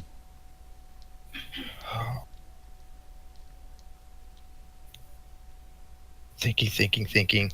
You've only got 6 seconds, so make that think right about now. Because the countdown's starting in 5, 4. I'm just going to hurl produce flame at one of the tentacles. Okay. A 14 does not hit it. So your fire just flows right by it. Oh, I haven't done anything yet. Sorry. I started seeing all this stuff from Rihanna. Yeah, there we Okay, go. 19. okay. Rihanna, quit hitting buttons. I don't know what you're doing. Sorry, I was trying to find my stuff for my. Okay, sorry, that's what threw me off. All right, a 19 will hit one of the tentacles. So For a whole 6 damage. okay. Let me kind of number the tentacles here. All right, we're gonna. Okay. Next up is Viserius. And just remember, you are holding concentration. And anybody Right. who We are. I assume. We, Sorry, one more question about Produce Flame. How far away can you use that spell? Do you need to be closer to the thing? Because I assumed you guys were trying to stay outside of the, where it would. yeah. So I'm saying, I assume anybody who can. 30 feet. Okay, so yeah, you can stay outside of the 15-foot range if you choose. Yeah. Okay. Okay, now Viserius, it's your turn. Okay. About 20 feet away, I will move up. Like to 18 feet, Hmm. and I will cast. Okay, what spell is that? Just out of curiosity. That's blight. Okay. I don't know why it didn't come up on there. It's got to make a DC of 15. All right, my next question is Blight, are you aiming it at one, is it an aim spell or is it like an area spell? It's How are you attacking one specific tentacle or the main body? the main body, Okay. and it's got to make a saving throw of 15. It's a construct, though. This will not affect it.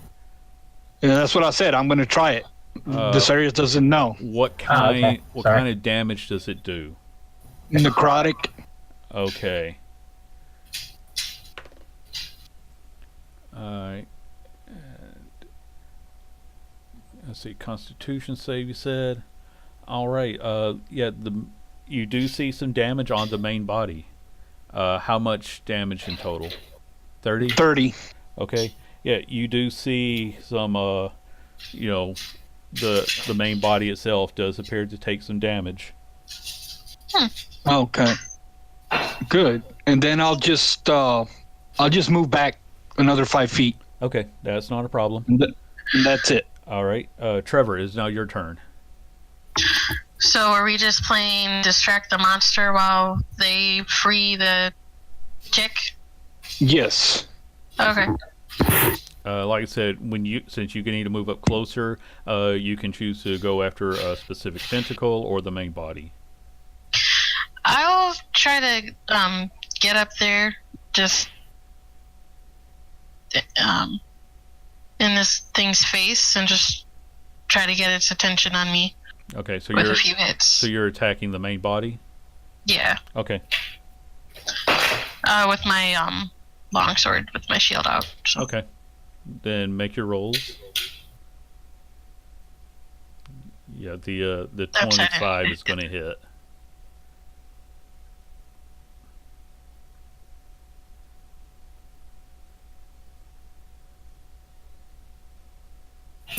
Nice hits. I didn't say that I lit it up, so we can scratch the radiant damage on that too. Okay. All right. So that means a total of 22 slashing. Yes. Okay. All right. Rihanna, it is now your turn. You can attack or you can keep working. I'm gonna keep working. Okay, make your roll with your thieves tools at advantage. Actually, I guess if you want to call it correct, we need to make it just a flat roll because you are sort of under duress, so a flat roll. We're gonna remove the advantage because you're doing this while tentacles are flying around you. That seems like a distracting sort of thing. Yeah, except now it That won't seems work. fair. The hell? Sorry. It doesn't seem to be working. Okay. We're just, Well, when I clicked on it earlier on accident, yeah. it gave those things, and now when I'm clicking on it, it's not doing Let me anything. just roll up to see what you had, and then if you can get it working, that's great. Okay, we're going to take the first one, which was a 14. Okay. So, yeah, you're working on, prying loose some of the components. All right, and Trilak, you're up next. Alrighty, I'm gonna move up to where Rihanna and Michael are within 30 feet of me. Okay. So would I be still out of the attack radius? Yes, you can be outside the attack radius. We're going to say that you're probably, on the edge of it. So if you move forward another 5 feet, you'll be in what you think its attack range is. Alrighty, I'm gonna cast Beacon of Hope. Okay. So I can choose any number of creatures within range. So I choose them two and Trevor, actually, seeing as he's Okay. right up in its face. You have advantage on wisdom saving throws and death saving throws and regain the maximum number of hit points possible from any healing. Okay. That sounds pretty good. Okay, Michael, is now your turn. Michael's just setting himself up to be the bulwark against any of the tentacles to try to hit That's pretty Rihanna while smart, she works. babe. I never would have thought of that. Okay, so you're more or less going to defend anything that comes after Rihanna. Is that how I understand how you want to set yourself up? Yeah, Michael's going to be pretty much going to be a blade of armor for Rihanna. Anything that comes at her, Okay. he's going to get between. Okay, because I'm saying that you're still invisible and she's still invisible, so you're setting yourself up where you've seen most of the. Basically, I'll direct attacks at you instead of her if they would have aimed at her. Yeah. If that makes sense. Okay. No, Now it is the Kraken's turn, and Trevor, of course, being one of them that attacked. An 18 does not hit you. Nope. A 17 does not hit you. Nope. Good God, this thing cannot roll above a 10 all of a sudden. Okay, 4 tentacles come flying at you, but you're able to fend them all off with your shield. And we are back at the top with Tarak. Should have got one of these before. Let's give it a shot. I'm going to use Conjure Woodland Beings, and I'm going to conjure 8 sprites. Okay. And they all have a +6 to hit with their short bow, and it does 1 damage. Okay. And if it can be poisoned, it has to must succeed a DC 10 Constitution saving throw or become poisoned for 1 minute. Okay. So you conjure all of them, and we're going to have to ask you to make 8 rolls, for their attack now. So tell me, what are they attacking exactly? I'm going to inform each one of them to attack a separate tentacle. Okay. So go ahead and start making the rolls on their behalf. Let's see if Because you have this their way. stats, I don't. Okay. And So it'd be, each one gets a +6? yep. So 7, 9, 21, 25, 10, 19. Let me just see here. All right. So that one takes 1.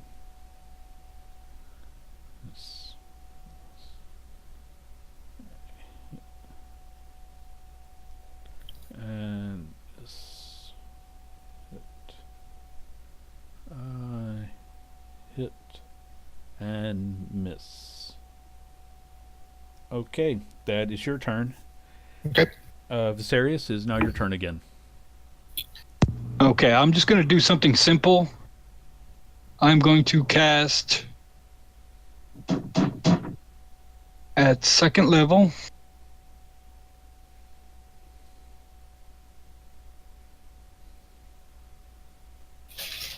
Okay, so that is 15.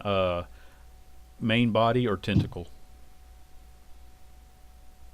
Main body. Okay. All right. And so- that's it. I'm going to stay right where I'm at. Oh, I'm also going to take out my bag of tricks Mhm. as a bonus action. Okay. So roll up a random creature. While you're doing that, Trevor, it is your turn. I'm just gonna try to keep its attention. Okay. So I'm still going to keep Oh, saying 4. you're going for the main body, but let me know if you're ever going for a tentacle instead, because they have started to. There's 8 of them, and 4 of them did slash at you. So we're going to say they're within your range. Is somebody hammering? Yeah, sorry, it's my girlfriend. She's building something. Oh, okay. All right. It rolled up an axe beak. Okay. I think it gets to act on your next turn, or does it get its turn immediately? Yeah, it gets its turn immediately. Okay, go ahead and roll its attack then. Trevor, are you? Since I'm already asking the question, did you use your bonus action? Oh shit, yeah. All right, roll damage for the axe beak. And same question: main body, or is it aiming for a tentacle? Main body. Okay. So that's 5 points of damage. Okay.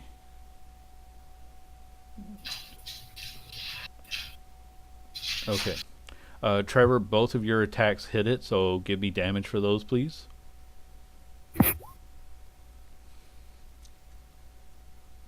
Ignore the +6s for the crit there. Okay. All right, so first one was a grand total of 21. And the next one is 18. Not the greatest I've done.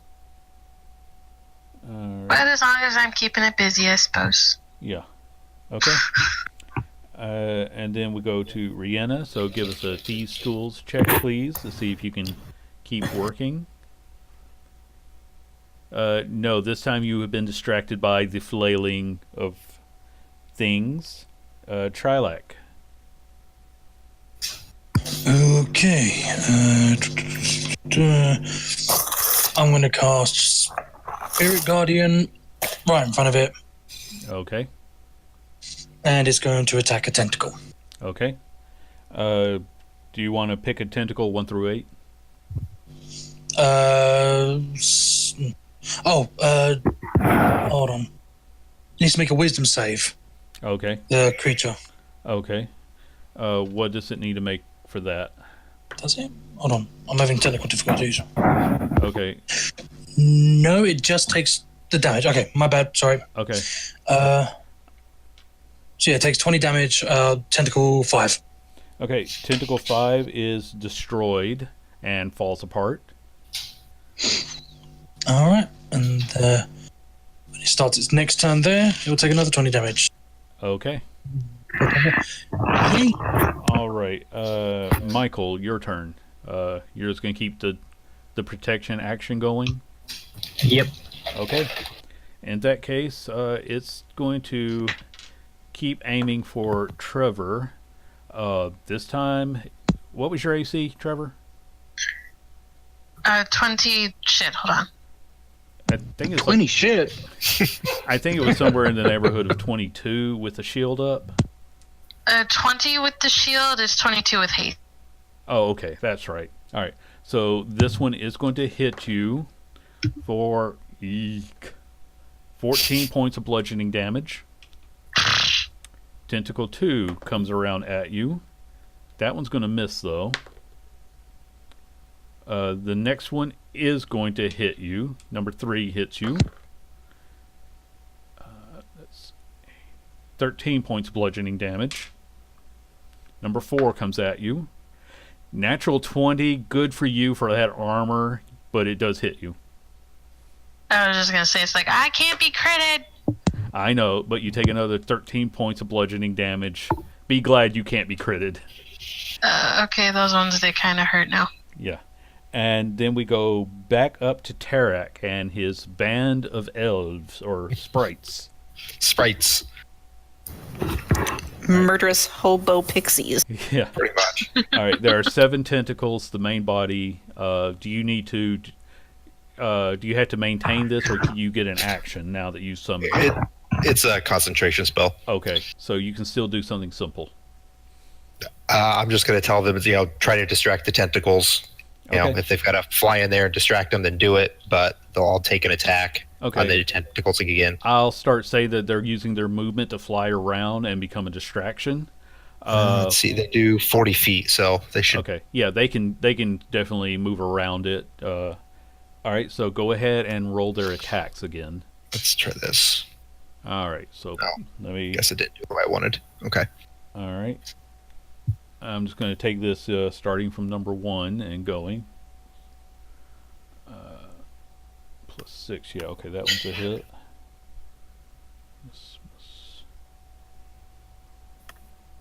All right, because we're down one of them can go twice, so I'll just put that one there.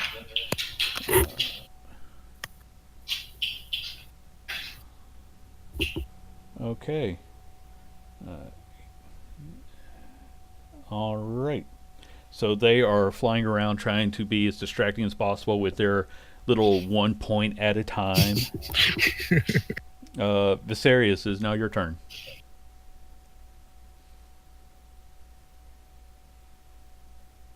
Your mic might be off, Viserius. Oh yeah, my axe beak is attacking first as my bonus action. Does a 12 hit? No, it does not hit. Okay. Well, then I'm just going to pull out my longbow and start shooting at the tentacles. Okay. You can pick which number you want to attack. One has been number 5 is no longer operational, but that's still. Which one's closer to me? Because of the way they're flying around, it's kind of hard to say which one is closer to you. Okay. They're all in range. I'll just say number 3. Okay. Roll your attack at number 3. Okay, that will hit for 7 points of damage. Okay. And that's it. Okay. Trevor, it is now your turn again. The tentacles are taking a beating on you, but you've been aiming for the main body.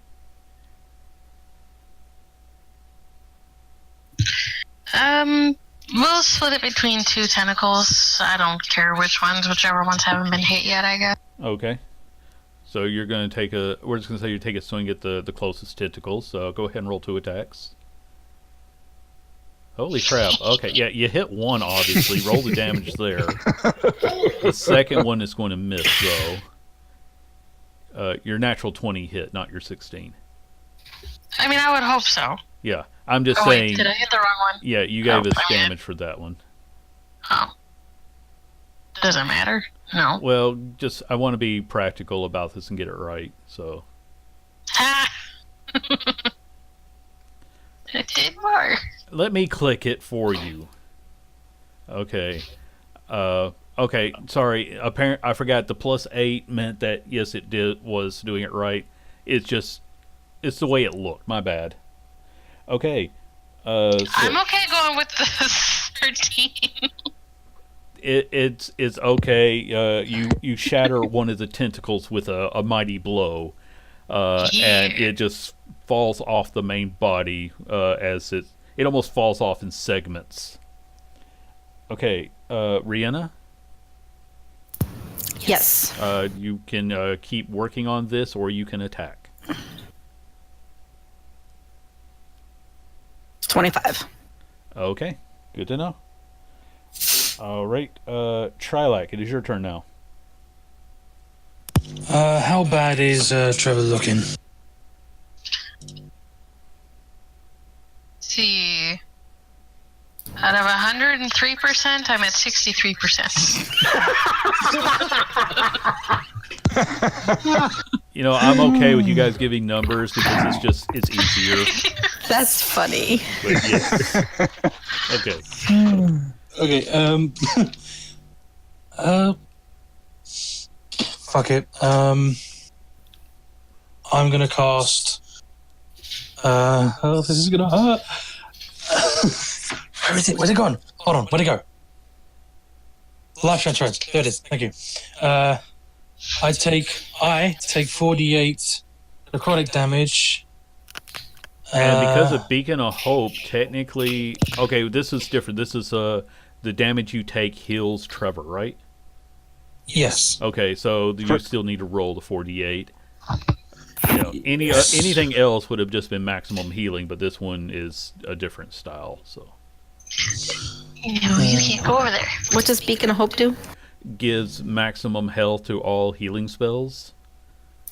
Nice. So, for example, if it's a 2d6, it would automatically be 12. All right, Trilak takes 17 points of damage. Trevor, you heal by 17. No, she actually heals. Oh, he heals by 34. Doubles. Well, not the way I understand this one. It comes from him, so it's literally taking his health and handing it over to Trevor.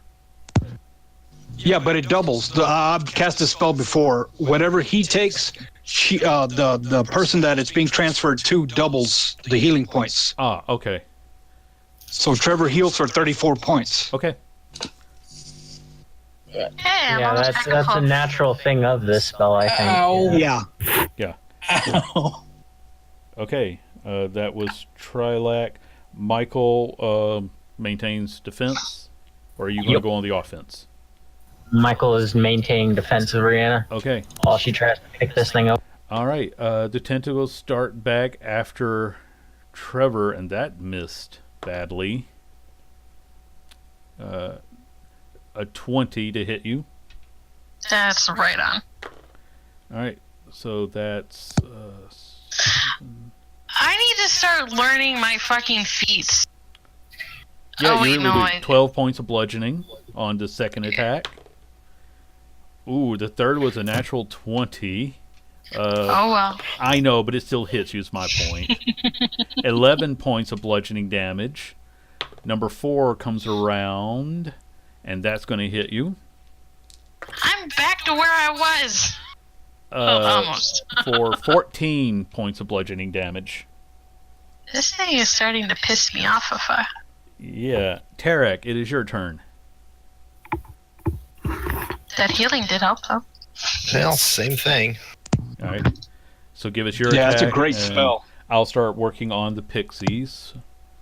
Ugh. Nope. They all miss. So what do you do now? I'm not going to do anything. I'm just going to Okay. keep standing there. Guys, you don't concentrating. actually have to put yourselves on. This isn't a real battle map. Okay. That was just an illustration so you know what you're fighting. Okay, Viserius, it is your turn. Okay, my axe beak is going to continue just after the main body. Okay. That And I missed. think that misses. Yes. And how many tentacles are left? There are 7 tentacles left. Okay, well, No, I'm sorry, gonna 6. pull I out- thought you said 2 were destroyed. Yeah, 6. I forgot how many there were in total. 6 are destroyed. 2. Okay, There are I'm going 6 to active. attack.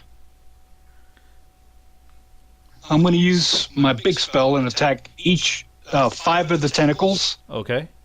So that's 5 separate attacks, I believe. Yeah, I've got a thing for it. Yeah, I'm rolling up to the top so I can check them all. Okay.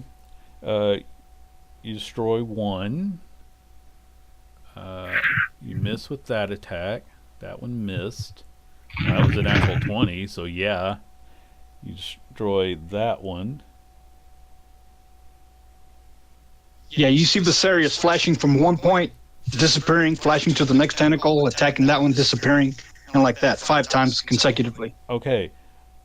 And with your 5 flashing attacks, where do you stay in your last position, or do you appear somewhere else? I'll teleport back to where I was at. Okay. So Viserius draws out a sword, saying a word, and suddenly you see flashes appearing all around the thing, and Viserius comes back like an anime samurai, putting the sword back into the sheath as 3 more tentacles fall apart. And that sounded like how they clattered right there. Trevor, there are now 3 tentacles in the main body left. I would like to hit tentacles, please. Okay, you can aim for tentacles. That sounds so fucking weird. Yeah, it does. Only in this game.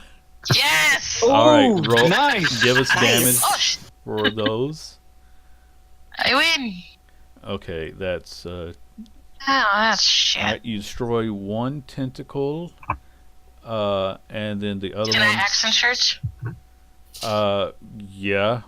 I mean that's Alright. that's your normal ability. I'm going to start figuring out damage on this one, which was 12. Yeah, I'll let you go do that first. Yeah. Go ahead and do your action surge. Okay. I also crit on a 19 Okay. because my fighting style. Okay. You In got that case, champion.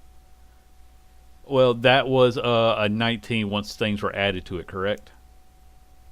That wasn't a natural 19. Oh yeah, But yeah. both attacks will hit. So go ahead and roll damage for them. I just saw 19 and got excited. Yeah. Okay. You destroyed another one, and that was a 19 in total. You destroy all the tentacles. Now this thing is it has no more offensive capabilities. So at this I was point, gonna say, watch, we triggered self-destruct button or some shit now. no. All the tentacles have been destroyed. Rihanna is at this point, pops off the seal around, and when you remove this glass, what's beneath it is the best way I know how to describe it is a jellified humanoid figure. You do see more or less inside of it is like a helmet and some apparatus that's connected by silver thread. And it would only take you a little bit more work if you want to fully disconnect this thing from that thread and that apparatus. Okay. Does that require the use of a? You don't have to make a roll. I'm just asking you, is that what you want to do? Well, if that's the only way to get her out, then yes. Okay. And with that, the Kraken actually fully powers down.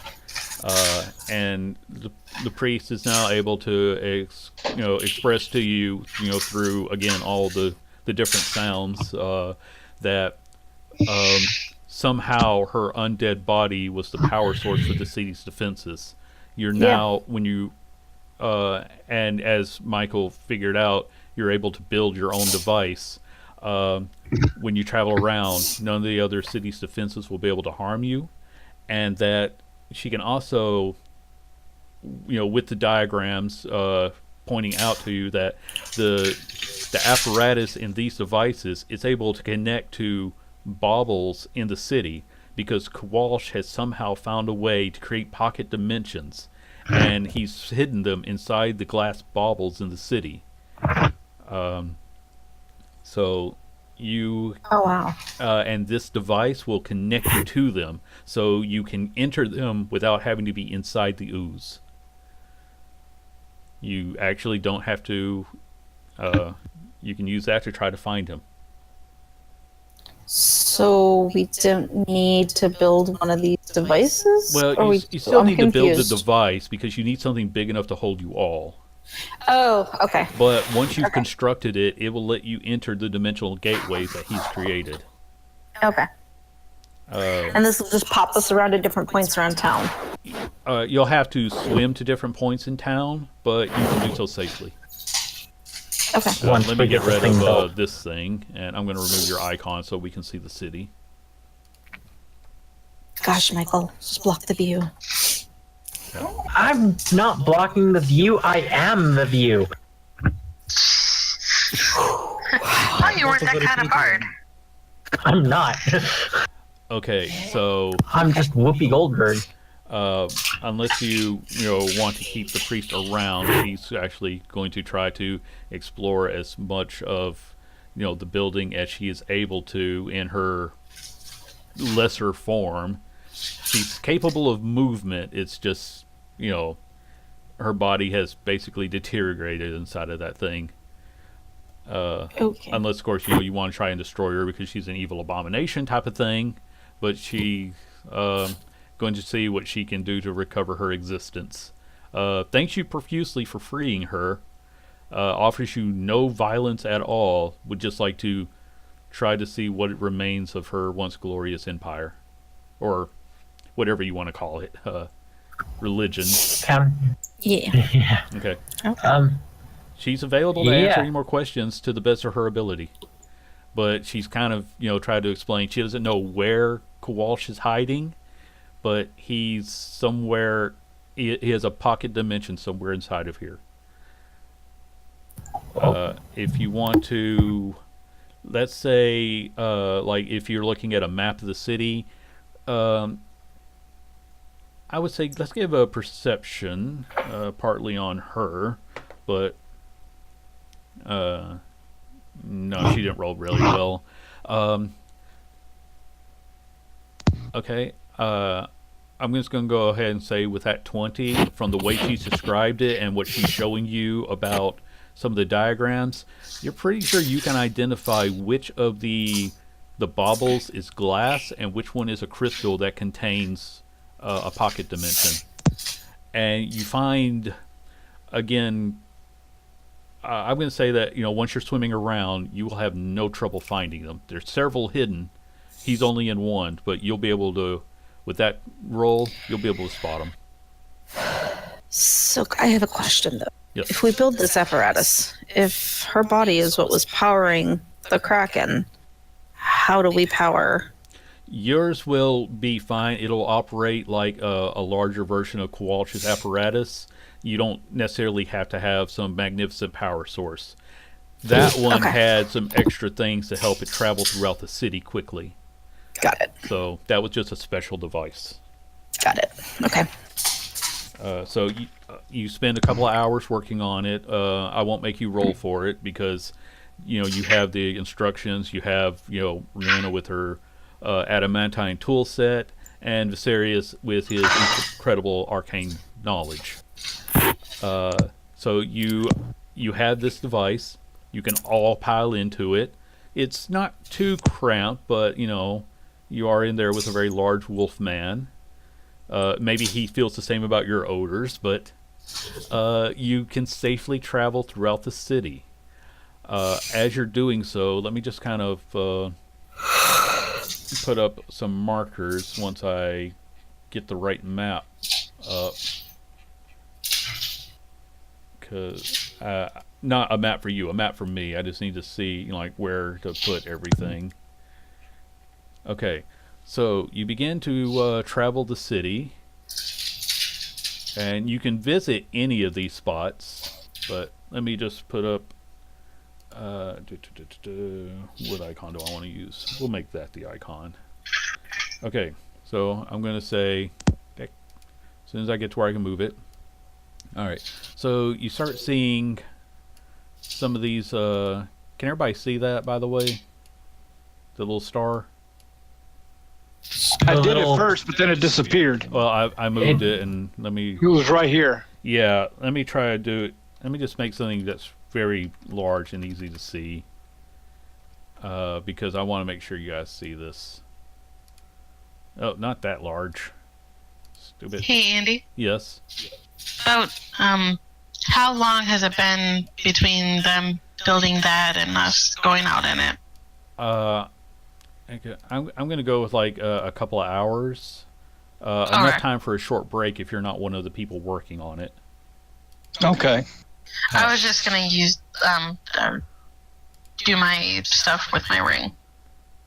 Oh, okay. Yeah, yeah, you'll get 2 hours worth of healing out of it. All right. So you start. So and there's also the big temple over here too. Again, from the way the priests express things, there's probably some of what Kowalsh has used in the past to place some things there. And I'm trying to remember where all of these baubles are. So the things that you're trying to show lines. I got lines of 8. That's Got it. so I just don't have a better way of doing this. You know what? Let me just go this way. You see a grand total of, about 8 of these things at the end of at the end. There's possibly more than that. So I'll just start describing some of the areas that you're seeing them in. You tell me which ones you want to enter. The first one that you're going to come across is an orb that is being held by a seated king-like figure. You'll see another one that looks like a delicious piece of fruit that's being sold in the marketplace. And then there's an ornate gem that is being worn by a woman in court. And the way these look different than most of the things are glass, you identify these as crystal, by the way the light refracts from them. They're all coming across as magical, by the way. So that's not going to help you narrow it down. And also, if you want to swing by the temple, just let me know, because if there's any building you want to go check out, tell me, as I'm kind of be trying to. Well, I kind of feel like being so. What was that? So Qualsh seems to be kind of a egotistical person or something. Lines. So I don't know. Fanciest one, maybe. I was thinking like the statue of the king holding a thing sounds like something he'd go after, possibly. Okay, so you want to... If you guys think. Yeah, tell me if you want to attach to that one. Well, before we do that, I would like to go to the temple and actually see this portal or the area where this portal was created that brought this thing here. Yeah, that's probably a good idea, too. Yeah, because getting rid of this on the off chance that anything does go completely and horribly wrong is still quite good, because I don't want to drown in a giant vat of acid. Well, this is an invasive species. I don't like it here. I don't want it to stay here, to go away. Yes, I also have a spell that might be able to locate Qualish. But if he's not in the same dimension, it's not going to... Yeah, this is described as a pocket dimension. If you think the spell will still work, let me know. Otherwise, it sounded like the majority wanted to go to the temple after all. Okay. Yes. Okay, so you were able to take this thing inside of the temple, and you will have to... The pocket dimensions you could enter from inside, but now you find a safe place to get out. Everybody give me some perception rolls, please. Trilak, you can do yours at advantage with hearing and smell based. You know what? It's almost Michael. unnecessary because everybody's making up for Trevor by a long shot. Shut up. Hey, you do what you do. I hit things, I don't find things. Yeah. Okay. That's true. So, what you guys are going to notice when you get in here, there's the murals like I described earlier, and with those rolls, you can kind of read the history of this place. It looks like the citizens of this place worshipped a Medusa, and the murals talk about how they captured this Medusa, whose name is known as Gloon Nether, and over the years, people would sacrifice themselves to her and unlike most Medusas, she turned people into glass with her stare. And you can just see that's what the murals are telling you, is that over the years, the Kinku and other people would sacrifice themselves to her, becoming glass statues. And you see a window-like device that's sitting at one point. It looks to be sort of the arcane technology you've seen in other places. And one set of shackles has been removed from the wall, and based on the way the other shackles look that are still there on the other side of the room, you get the idea that parts were scavenged from here to help build that Kraken you just defeated. And with all those perceptions, several of you hear something in another room. it's a very ranting kind of noise, like someone is babbling to themselves in an almost insane way. Oh, so me this morning. Well, pretty much me any time of the day. Okay. And this is in common, so the type of words that you're hearing. Wow. Yeah. Sorry. I'm going to say that that doesn't matter just yet because it's being. Or you're just mad because you're a rogue and you rolled 2 1s? Okay. So you hear this ranting, and what you can make out, because it is a pretty insane babbling, is screaming for the head of the high priest. Screaming at the Kinku who kept her prisoner for so long. And then it starts to fade back into insane ramblings again. Wait, is this thingy still alive? The murals are going to tell you that when the Medusa succumbed to old age, they brought her back so they could worship her even longer. So that's the Medusa thing we're hearing? Yes. Awesome. If you want to track her down, or if you want to explore more of what you see, because I'm going to tell you what else you're going to find with those good rolls. Okay. Michael's gonna try to loot stuff. That's what I was getting to. That's my job. That's what Michael's in a historical place. He is now like a child in a candy. He's like a kid in a candy store, just like pick it. And my detect match should still be up too. So Yeah, he's anything making sure magical should be that glowing.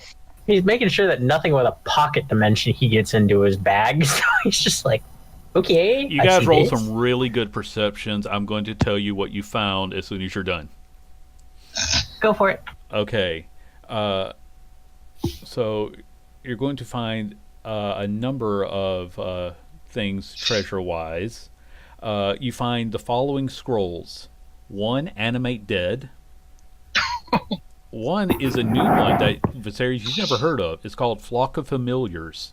I'll send that to you in a little bit when you have time to properly study it, and I have time to dig it out because it's a unique spell. You find 1 Greater Restoration Scroll. And then you start seeing some arcane technological devices. Basically, these are clockwork devices that are going to function like their magical counterparts. You see a set called Boots of Striding and Springing. And that obviously has to do with moving quicker. I'll send you the details if you need them later. Oh yeah, that'd be cool. And then also you find a collection of tiny glass statues of creatures. 1 is a pseudo-dragon. 1 is an imp. Several of them are will-o'-the-wisp. And then you also see, more statues that look like different, like a heart and a brain, different things of that nature. So you're pretty sure that if you were to sell this to a collector, Brianna, you could probably get about 2,000 gold out for this whole collection. Totally scooping that up and throwing that in the bags. They're fragile, so be careful. In fact, give me a dex check as you put them into your bag, because I heard scoop. Michael gingerly takes up the imp and shows it to the imp from that they had from before. Do you know this guy? You didn't really express that you were watching him over the night. He escaped the first chance he got. He flew into a bat and flew away. Aw, I hate that dick. We're gonna kill him next time we. Yeah, I'm going to give you this one at advantage because I'm going to be nice about it. You guys have lost some other stuff in the past from. So yeah, you'll find. You'll be able to take those. Just make a note. Just go ahead and give yourselves 2,000 gold. I'm not going to do the whole. You have to, sell. Negotiate to sell this unless you want to roll a negotiation to sell later. Otherwise, you have 2,000 gold. and you still hear that rambling in the other room. There are some more things, like there's that monitor if you want to check it out. Everything else seems to have decayed over time. So these are the I'll only go items look at of the value. monitor. Michael goes to look at the monitor with Trevor. Okay. Again, this looks to be, like something an artificer would make. So you're going to need to do some Arcana check to really know what you're looking at here. Yeah, I want to check it out too. Oh, So You also will see what you think is the temple gate. But I'll let you check that out separately. Okay. Can I roll Arcana just to see what I get? I'm going to say you need a proficiency in it. No. And so, no, I'm afraid not. Okay. I just wanted to see what I got. Well, you can see what you got, but unless you just happen to roll a 20, I'm limiting it to only people. Not bad, but I'm limiting it to people with the proficiency or jack of all trades. I was just curious. Okay. So Viserys and Michael, you're checking out is a window-like device that's hanging there against the wall near a set of shackles. When you turn it, you figure out how to activate it, and on the other, it's like the image changes. You're no longer looking through it. You're seeing what looks like a laboratory on the other side, and you see like a short gray-haired person in the background walking around, but you don't hear any sounds. Michael tries to see if there's a volume check on this thing. With your rolls, I'm going to say that no, you don't find anything. It's just a one-way. It's just a visual image. So if I'm you going like to try touch to the screen, touch the it's screen. yeah. It feels like glass. Okay. This is a window to another place. Pretty impressive, but window. yeah, but no sound.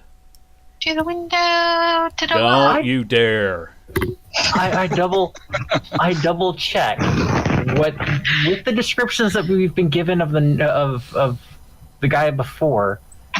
Could this gnome that we're seeing on on this screen be the person?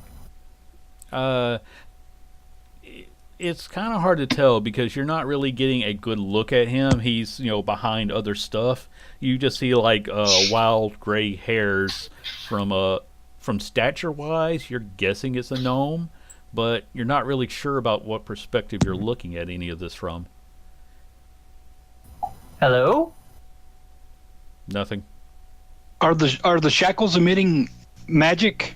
No, the shackles are just there to restrain a person. Okay. I will take those. And get them. They're bolted into the wall, so you're going to need to remove them, and you don't have tools for that. No, I don't. So you can put a hole in the wall. Look, Rihanna, you think you could remove these shackles? I can certainly try. We're going to go Thank ahead you. and say that needs to be a roll, but again, your tools are made for delicate work. This looks more like you'd have to pry them loose. I will give her guidance. I'm saying that your tools won't break, but you'd have to spend several hours chiseling it away. Yeah. So I'm going to say you're never better mind off then. to Yeah, I was gonna say that. I don't think raw that's gonna work. strength would be your best bet. Oh, that's definitely not me. Trilak starts pulling on them, both feet braced against the wall as they hold him up as he pulls with all his might. I just stand there like this watching. Yeah. It's about as funny as you can imagine. Michael starts to wander off towards where the voice is coming from. Everybody well, does that. I'm going to say, but you can go. You know what? Yeah, you do that. 20. Oh, hold on. We got to do this first. Okay. Yeah, they're doing that. Trilak- I'm gonna go with Michael. Okay, you two can wander off, and we're going to do that in just a second. Trilak has been pulling on these things, literally both feet braced against the wall as and finally he gives up. He walks away. Viserys comes over, takes a look at it, grips the shackles in each hand, gives a little twist and a pull, and the bolt behind it breaks. Thank you for loosening that up for me, Trilak. Yes, thank you. Yes, thank you. Yes. You now have You did a it. pair of steel shackles. The other two, Really, guys? Really? having gotten bored of this display, wandered off towards the sound of a ranting, insane-sounding creature. Let's be careful turning corners, because like I don't really want to be glass, Trevor. Yeah, no, I followed you guys because like, I'm going to Okay, cast Pass Without a Trace. thank you. They're the adults today. okay. I'm going to allow that, even though it came at the last second. But you can go ahead and give me your stealth rolls. Okay. Yeah, you're at disadvantage because of your armor. But you After get a getting plus the 10. shackles, I'm going to follow everybody else. Well, I have advantage because of my cloak, so Yeah. that gives me technically a 37. Nobody knows where I went. Yeah. I do not get disadvantage because I'm wearing mithril armor, but I have a 23 if that entire plus 10 does affect me as well. I'm a You get to 10. 13, but what? Yeah. That's going to save you from kicking a bucket. Gosh, I want to. Okay, you all walk I past. guess You all walk past what you believe to be the arcane gateway, but you're on the look for the crazy sounding thing, and it doesn't know you're there, despite Trevor's natural grace. But you start to hear the sound of a skeletal. Slithering's not the right word. You can hear the crackle of bones as this thing is moving around. And you knew from what you were the diagrams that you were looking for a Medusa. So I'm going to ask you this before I ask you guys for perception rolls. If you're going to try and avert your gaze, you get perception at disadvantage. If you're going to look, then it'll be a flat roll as you're looking for this thing. Can we use like Trevor's shield to like as a mirror to look around the corner? I will count that as a disadvantage type of roll because you're trying to look and angle. So decide now how you're looking for this thing. Michael's going to be using the reflection in his shield to try and see it. Your I'm shield gonna- is not really great for that because the the crystal Oh thing. yeah, the crystals. Trevor's is a piece of mithril shielding. Well, no, your armor was not your shield. I'm adamantine. My shield is. But we'll say you can try to use that one, but it's not a great mirrored shield. I'll Can I just. use my hearing? You can already hear the thing. I'm saying this is more for seeing it without. The reason I'm saying this is because it's a Medusa. You know what happens when you look at a Medusa. So, Yeah, well, Viserius rolled an 18 with disadvantage. okay. You are able to see this creature wandering around, covered with.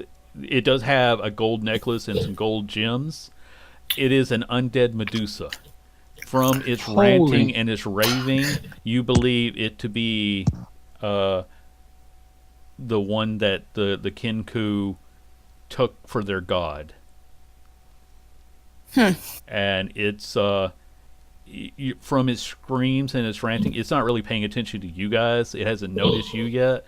It seems like the common theme is that there's a constant, I know you're here, priest. Come out. The high priest is a focal point of its ranting more than anything else. But it's still moving, and you're pretty sure its gaze is still just as dangerous as ever. I will give you all. I'll say any action you take now would be considered a surprise, but what do you want to do from here? You can talk to it, or you can attack it. If you attack, you get a surprise round, and then we'll roll initiative. If you want to try and communicate with it, then just be prepared for what'll happen.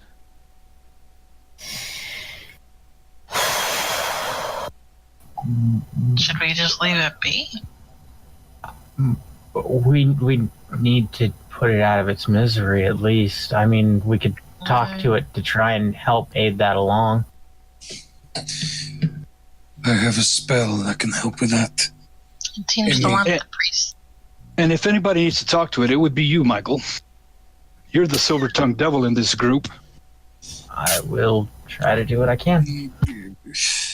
And I will give him guidance. Wait a minute. Trilak was trying to say something. Sorry, go ahead, try that. Right. This thing is insane. It is doing mad babbling. Are you sure that it is even going to listen to you? I'm not so sure. It will probably think that I'm the head priest, but then if that gives... Why risk? We all know this creature is insane. It is dangerous. Why take the risk? Because it's insane because of its suffering. And if I can at least put some part of its soul to rest before we put it bodily to rest, then that will help. It's not just some trapped soul between worlds. It's fully put to sleep. I will do a prayer. I will communicate with my gods, and I will do a prayer. I will help send its soul along. What I will not do is risk your life trying to talk to an insane undead abomination. And as you, I'm sorry. Again, as you're whispering this, is always filled with cries about these priests, their insane babbling, and the constant thing about how it knows the high priest is still somewhere out there. It can feel her. Probably because they're both undead. Trilak, What if they're tied together? Trilak, what is your spell, your prayer? How does that work, if you want to use that first? Well, the spell that I would use on it is Guardian of Faith. Something, just surprise it with damage and do as much damage as can end it as quickly as possible. And that's his name, by the way, Glue Nathar. Okay. I'll let you guys, decide. I don't know what all the cleric has. I know I gave you one special book, but I don't know what your powers are beyond that. Oh, that's actually a good point. I'll see if I can try to Book of Storms. Let's see if I can get channel. Okay. What is it? It gives you one free chance at divine intervention. That's a power you'll get at 10th round, but this book is basically a freebie within its limits. Just double check the notes for those limits, but yeah, you can try that once. So I just have to roll under, which is 9. Yeah, roll a D100, 9 or lower, you can get divine intervention from your god. And we'll look that up to find out the exact wording, but I'm pretty sure I remember. Where is the D100? I can roll one for you. Just type /r space 1D100. I've got one right. I'll just do it this way from inside the roller. Nope. You make your prayer, but it sounds like the Howling Winds does not intervene on your behalf this time. I'm sorry. So what's your choice? Because the longer you're here, the more you risk it finally turning around and hearing your whispers. I'm just going to go talk to it. If I distract it, and there are two things that will happen. I'll either reason with it, or it will try to kill me outright. Okay. If it tries to kill me outright, it gives you guys enough time to attack it. But I need to actually do something to help this thing. I'm going to say that the safest thing for you is to try to walk out with your eyes closed, which means that any type of attack you do will be a disadvantage. but say what you want to say and then give a persuasion roll. Or a deception roll if you want to lie to it. I have a suggestion / idea as well. Okay. Yeah. Since my armor grants me the ability to teleport 10 feet away right behind an enemy, if I have something large enough, if you lured it over closer, by trying to talk to it, I could use that to try to bamf behind her and then throw something over the head so that it can't turn any of us to glass. That's a good idea. And I've got some spare clothing. You go what? I've got some spare clothing in my pack that you can I use. was thinking an extra cloak or something like that.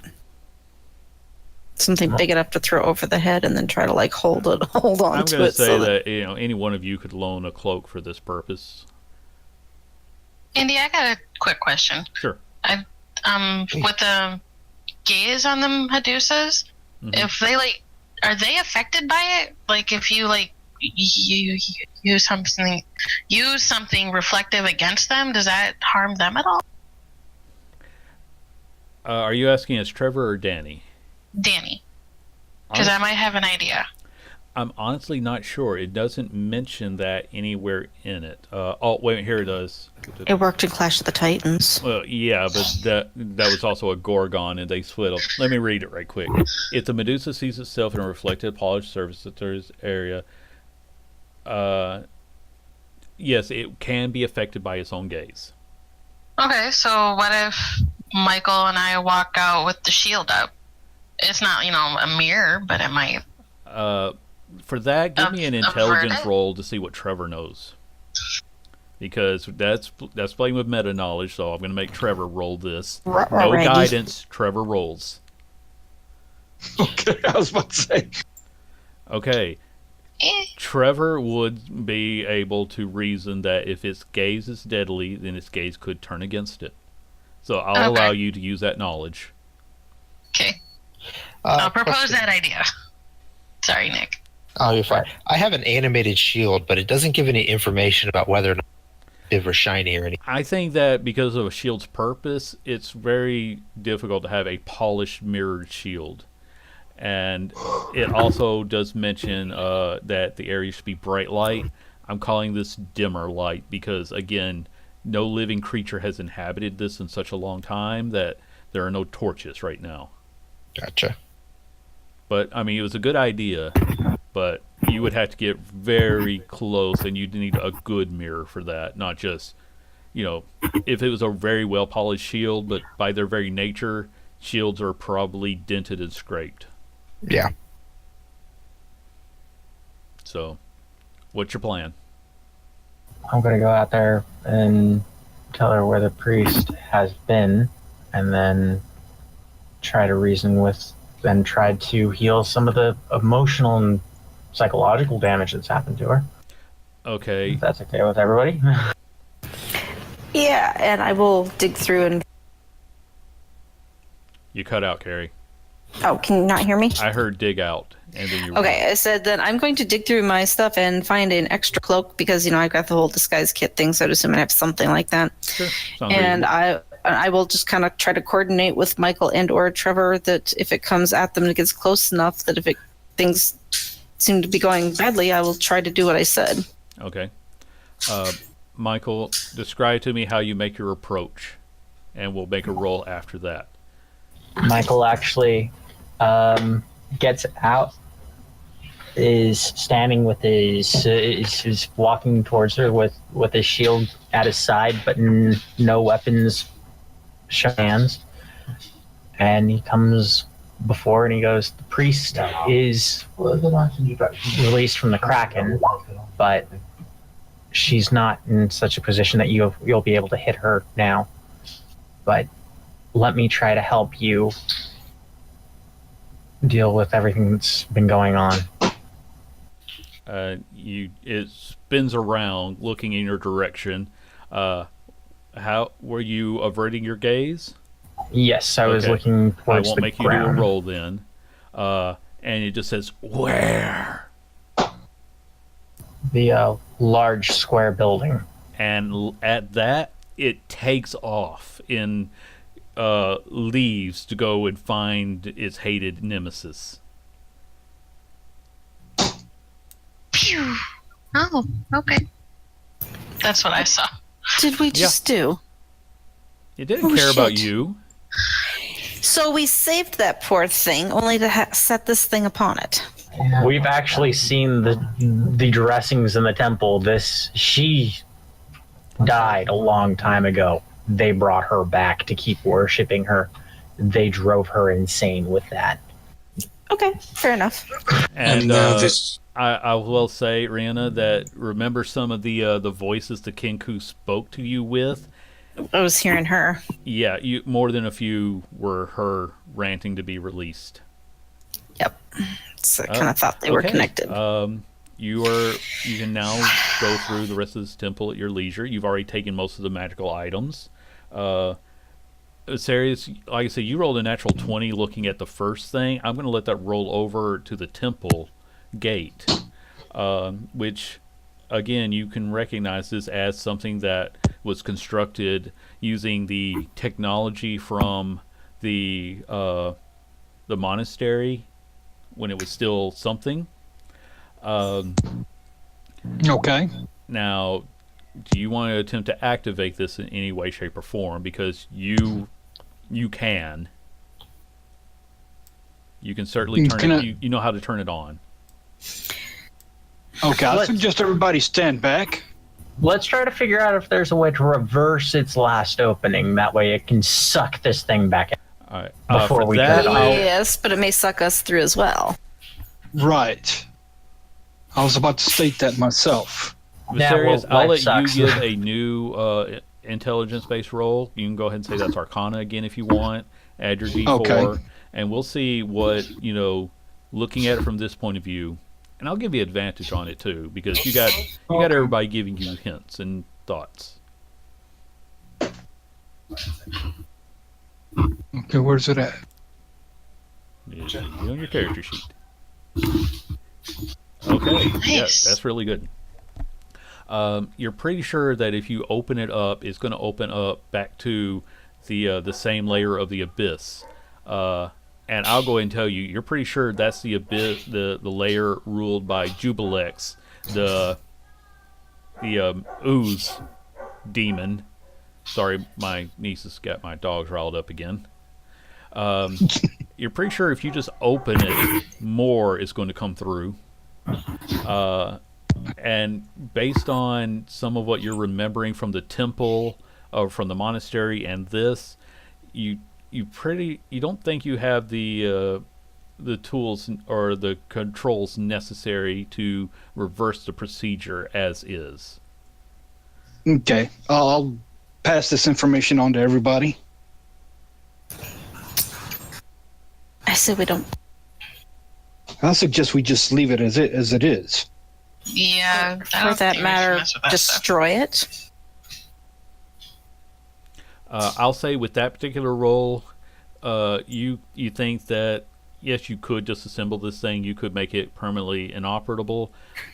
It is always possible that maybe somebody with the right knowledge of its as actual operation could reverse the whole procedure. But I'll let you make that choice. Yeah, let's not destroy the portal right away. Let's maybe swing we that by can- later if we need to. Yeah. Well, we need to find Quellish.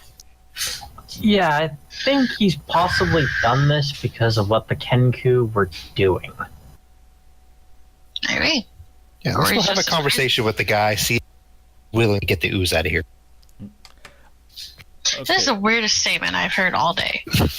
Okay, guys, because there's so many different objects around here, you can listen to me list a whole lot of them off, or I can make a roll to have you randomly choose a couple.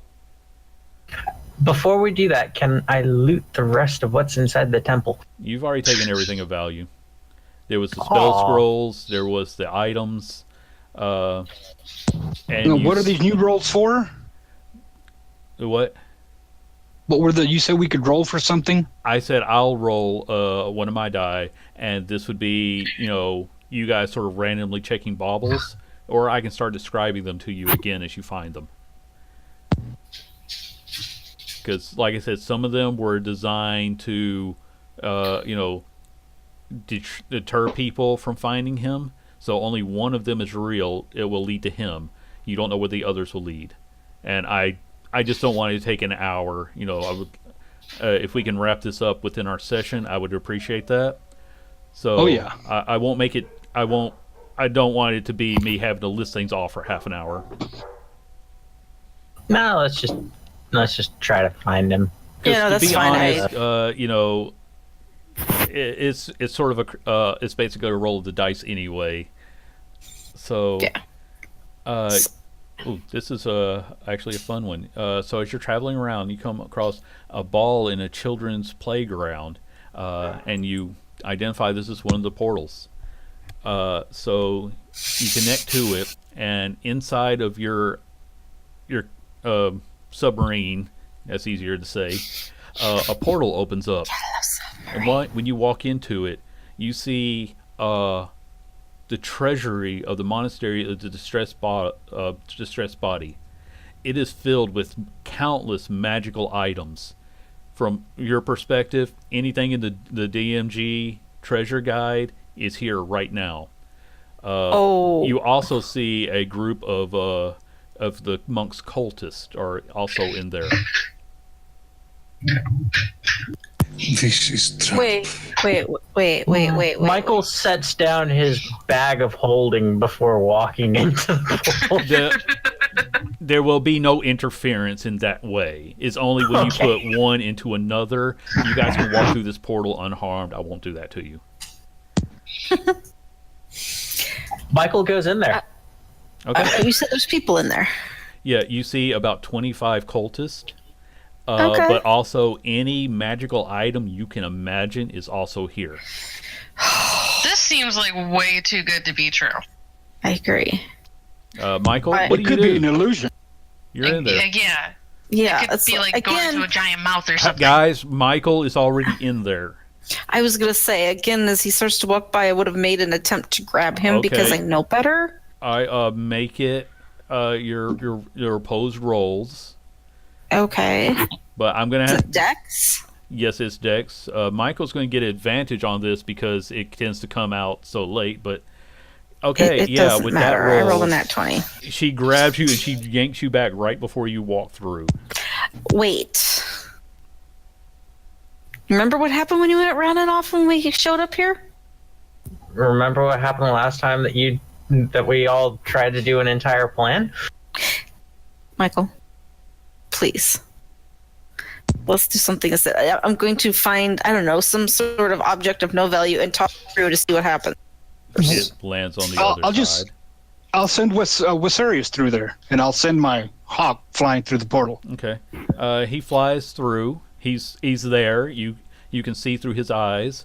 The cultists are taking note of him, but unless he comes within their range, they're just seem to be going about their prayers. Is that the okay. thorn crown of the Forest King? And I'm going to rush through the portal. I'm gonna. I'm going to say he makes it because you were holding on to Michael at the time. Tarek, you are surrounded by untold riches. Like I say, if you can imagine it, you describe it to me, and it's here. I want I see that thorn crown of the Forest King. I'm going to pick it up. Okay, it's yours now. What do you want to do with it? What Put it does on. it give you? I don't have time to flip through the book. You tell me what it does. Yeah. I got it pulled up here. I was just trying to give you the brief. Yeah. Ability to speak with nature, gain +5 on every check on nature or plant medicine. If the crown is stolen, every animal will turn hostile towards the carrier until it is brought back to its owner. Okay. So you have it and you put it on, but there's no nature around here. But now the cultists are taking note because you just came in and took something. I'm going to turn around and leave. Okay. Give me a dex check for how fast you run out of here. Okay, that's pretty good. So you make it before anybody can reach you. As you run through the portal, the crown disappears. Oh. So it is illusion. Inside of No, there just- is perfectly real. It just can't Yeah. come back through with you. See, and What if we Michael? put it into a bag of holding and then take it out? Well, the cultists are now aware of you, and if you step back through, it will be a fight. I'm just going to say that you'll have the opportunity to pick up any item as soon as you go through. Are the cultists all bunched together? There's a lot of them, so not all of them. Fireball. What is the biggest concentration of them? There's a decent concentration of them. I'm not going to say it's half, but let's say there's probably 6 of them watching you through the portal, but they're not coming through. Are they? Well, I don't want to just kill them outright, but can we Guys. speak to them? When you try, they don't really respond.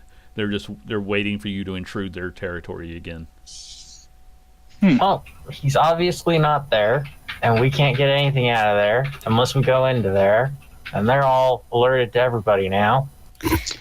Well, it would be useless anyhow. The object wouldn't work on this side. Like you said, try to put it in a bag of holding and bring it back over. It will probably still have the same effect. Maybe we should just leave them be. Yeah, Yeah. what Trevor said. Okay. It's Why am I the tempting. voice of reason? It is amazing. You're always the voice of reason. I'm just the voice of graham crackers and marshmallows. So I take it that you have Wisarius returned to you. Yes. All right. Again, they don't consider a hawk to be any threat to them. So you disconnect your submarine, and the portal closes, and you start moving on again. And I'm just going to go through the next one as I've rolled it up. This time, when the portal opens up, you see a vast marketplace filled with countless other races. Those of you, again, who are well-read and knowledgeable, you think this could be inside of Sigil, the city of doors. Do I see any wolfkin? Give me a perception roll.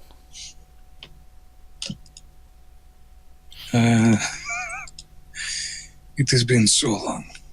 This is one of the planes of hell, is it not? Is another plane, but not hell. It is its own Okay. dimension. Trilak, you see there are things that are close to Wolfkin, but you kind of sense that they're not the same people from your plane. But everybody is just walking around shopping. You see off to the side, there's actually a pack of devils that look like they're handing out flyers to anyone that will, take the time to take one from them. But this is just a vast marketplace. Do you have a moment to talk about our Lord and Savior, Lucifer? You guys have no idea how not funny that is to me right now. Only Andy gets this. I get a lot of things. No, but I mean, Yeah. I won't tell. That's your story. Okay, so you guys want to go inside the marketplace? Well, I this know. may not be safe as well. There doesn't. I mean, people are just going about their day buying things. Not even the devils are really harassing anybody. No more than say any parishioner, anybody from a church handing out papers. There's no violence anywhere in sight, from what you can see. That place What is kind too of- normal. That place is too normal. I think we would screw it up. Is there a rock on the ground? Can I see a rock on the ground in this little marketplace? Sure. There's some pebbles. Okay. I'm going to walk through the portal and pick up a rock and then walk back into the portal. It comes back with you. Okay. And I'm going to show everyone the rock that I picked up. Yeah, I think what it was is the monastery's vault thing must be protected. Oh, let's just check it. I but will the say rock is that- not magical, though. Well, so here's the difference between because Rihanna, you were one of the people who saw the original treasury of the monastery. It didn't have nearly as much as this one had. Yeah, okay. So it was just his own little illusionary plane. But this time, Yeah. the rock came back with you. It's perfectly solid. Okay. Okay. I do apologize, but I really would love to talk to those at least similar to my kind. It has been so long. Please. I'm all for that. I mean, you have a need for wanting to see even something resembling family to you. I'm all for this. We could do some shopping. If they take gold.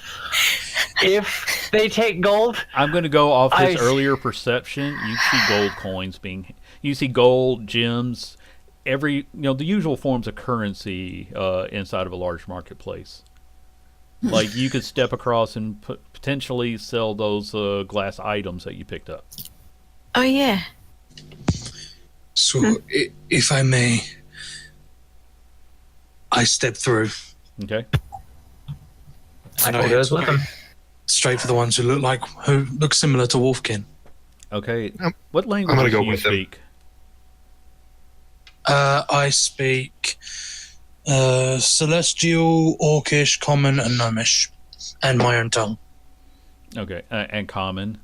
So, Yes. what language do you want to use when you communicate with them? Common. Okay. They'll just kind of look at you, give you a once over and like, yes, can we help you? Hello. I'm very sorry to bother you, but we have just stumbled across this place, this market, and I point to the mirror that we came through.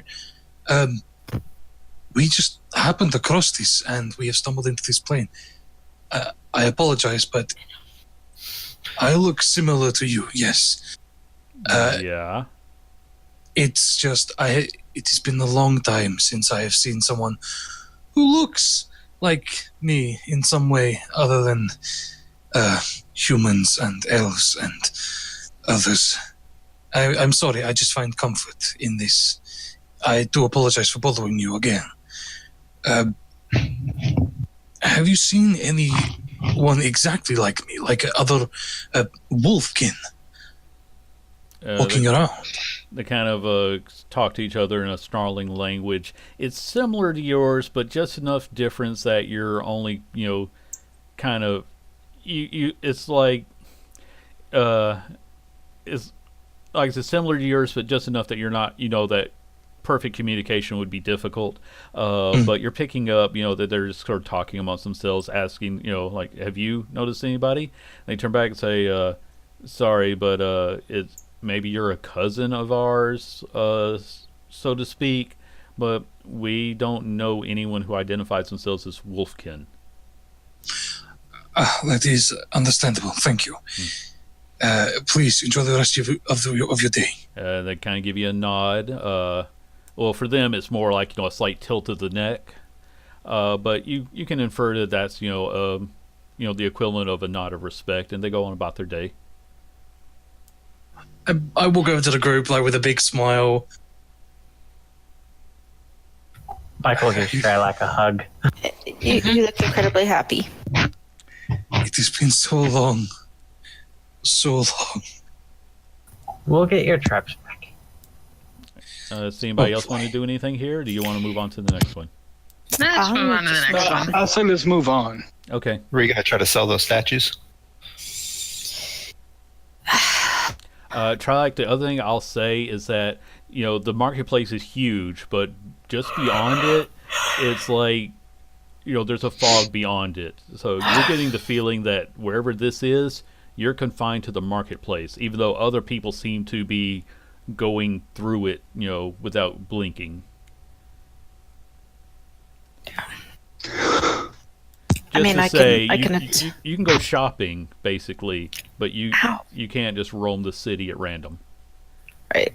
I mean, I suppose I could try and unload these glass statues before they get destroyed. Okay, so I while can he help was you. doing that, you go over, you find someone who sells such trinkets, and unless you just want to barter with them, we're going to say it's they'll give you the 2,000 gold.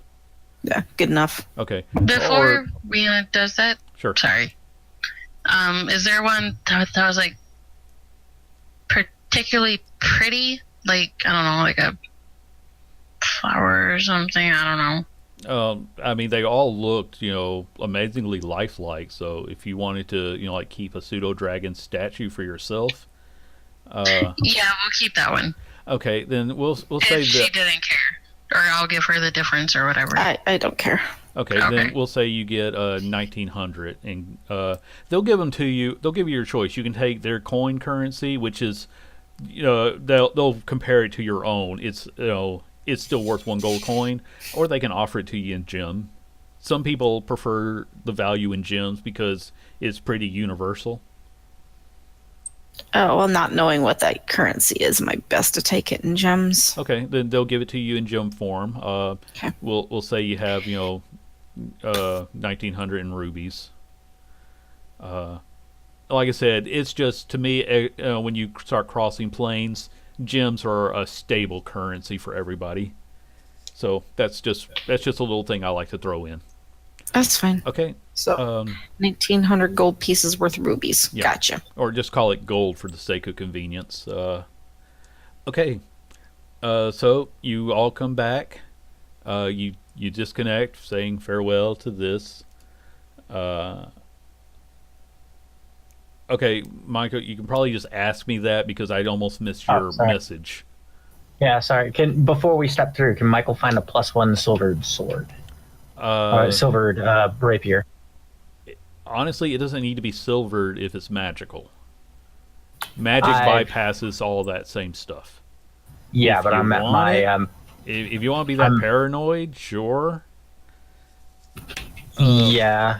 Okay. Just because I'm at my magic my magic item limit when it comes to stuff being. Magic weapons don't require attunement. Oh, then I'll just grab Okay. whatever sort of I magic. believe a sword. +1 weapon counts as rare.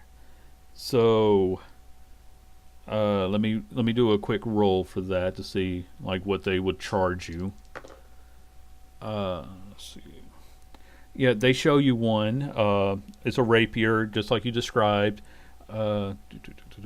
They will sell it to you for to be silvered. Let's call it even 9,000 gold. Yeah, Michael doesn't have that much. He just kind of goes flat faced and says sorry, and then walks out. Okay, it's like, oh, what do you? Okay, goodbye.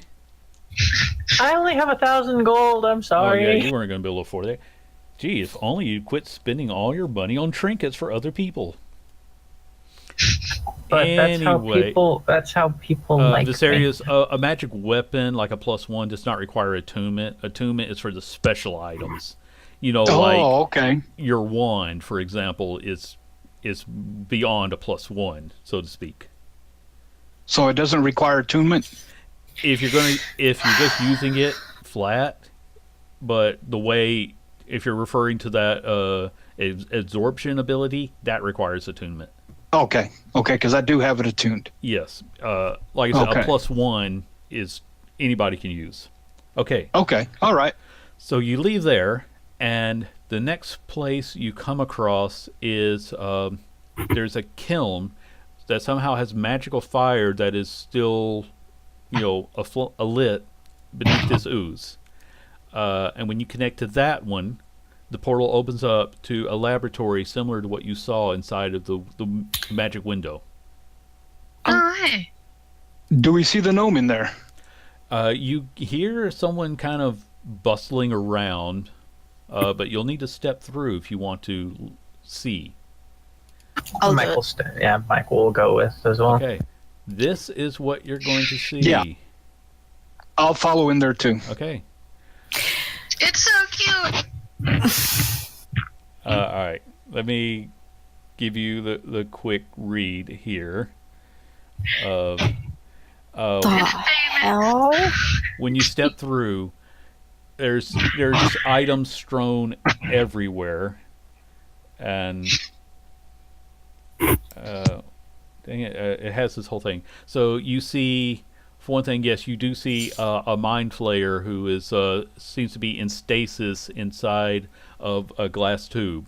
You see a set of plate armor with the same silvery threads running through it that's connected to these different hearts that are self-contained and beating.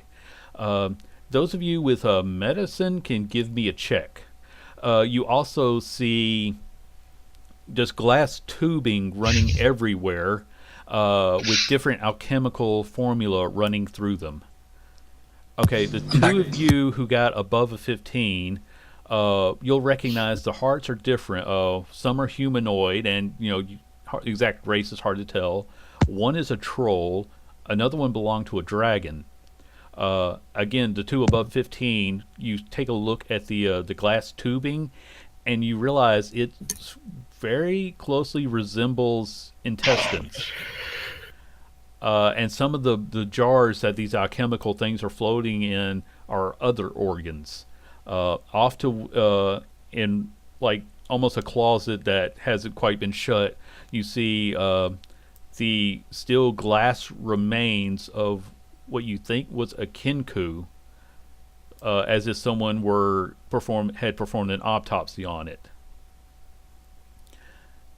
And I'm going to say that you still hear somebody off to the side somewhere, but you can call out to him, or you can, do some more quick looking before you speak with him. Let's do some more quick looking before we speak with him. Okay. Quick question. Sure. So these portals, they're generated by orbs, right? They're basically like their own personal pocket dimensions. This device was just capable of connecting to it, like opening a bag of holding.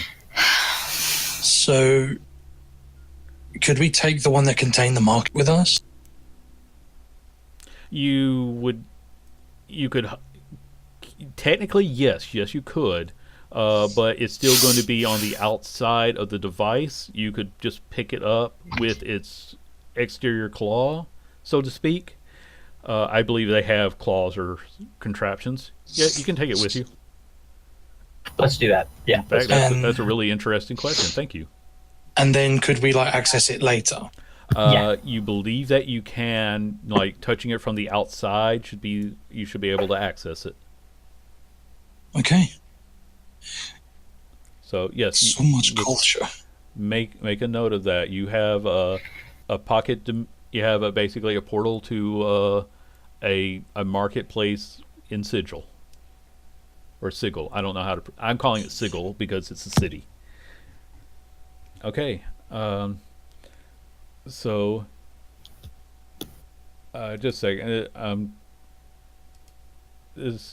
I'm trying to pull up the exact thing that I want for this, but it's like I saw it when I was reading it, but I swear it's not quite here. Okay, so you're going to see various other items lying around.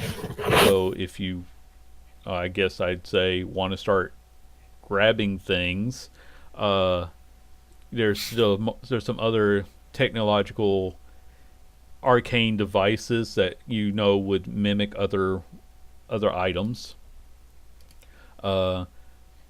Just for example,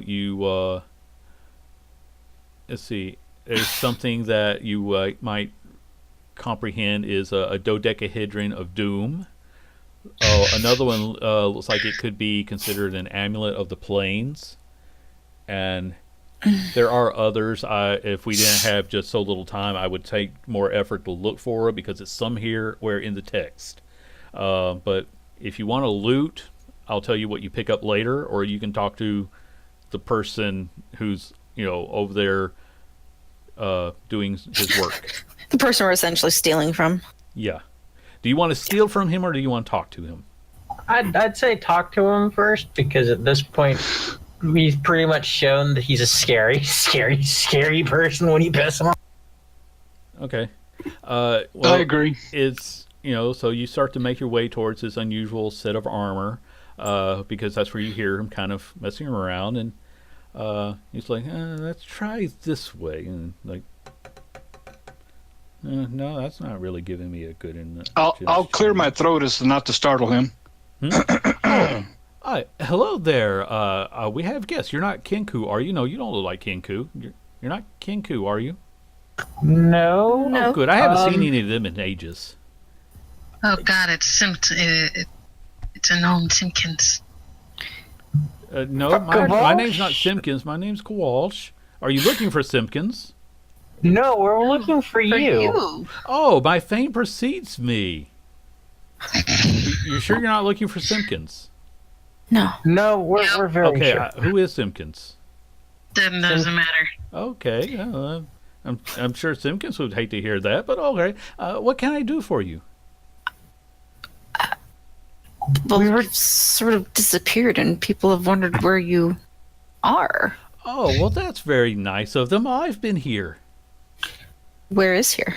Oh, this is my pocket dimension where I set up a lab after that whole incident with the Kinku. I've been, it's let me do a great amount of research. And he starts pointing at things and like, this is some new armor that I'm designing. I call it powered armor. Is it powered by hearts or Well, living energy? yes and no. You see, originally it was designed to work off the same technology as an extraplanar, interplanar technology that I discovered. But because I'm running low on those fuel cells, I am finding a way to have it fueled off of a person's life force, so to speak. Do you know how to recreate those interdimensional fuel cells? No, I haven't really grasped that yet. That's why I'm working off of this new technology. Wait, What happened? in group, could talk together for a second. Yes. Okay, yes, you talk amongst yourselves, and he just starts working again. So fucking cute. Okay, this must be illusion. This cute little creature is not the insane quasar we've been informed about, and that is something that I am very disturbed. How he is so cute and talkative, and this is confusing my brain. Anyway, Yes, but go ahead. the goo is technically living, is it not? Yeah. Yeah. And he says that the armor works on the life force of a creature. Yes, Yes. with a Hence the hearts. with a massive supply of goo, we could possibly get him life energy to fuel his research. Oh, I didn't really mean to list it in, but this is kind of a small lab. I mean that the person wearing the armor would be the one who fuels it, so to speak. If you want to use some of its more advanced features, you have to sacrifice a portion of your health. It's not fatal, well, unless of course it kills you, in which case yes, it is. But it's not. You can recover from it. Unless you're dead. Oh yes, if you're dead, it's very hard to recover. But it actually has some defense, a method of protecting you in case you die. Does it turn you into something that continues to live even though life has ceased? No. Does it make you undead? No, it doesn't turn you undead. I'm calling it more of a stasis field. Okay. I have found a way to power things with the undead, though. That's a fascinating part of piece of technology, but it's not really practical, as you actually have to, have an undead to power it with. And trust me, they don't like that. Was that the Kraken? Oh, you found my Kraken. Yes, I thought it was a fitting bit of symmetry to put the priest in there after everything she had done, and it gave me an excellent way to defend the city from intruders. Did you also flood the city with an ooze because of what the city had in my done? defense, it was in my defense. Those Kinku were going to sacrifice me and turn me into a glass statue. No, this makes perfect sense. I kind of figured that was good. the reason. I love meeting another educated mind. So you're saying that you did that because the Kinku are essentially doing horrible, evil things? Did you not see all those people out there? Only Yes, most of them are Kenku, but many of them were just people who wander across the city, and then they chain them up and turn them into glass.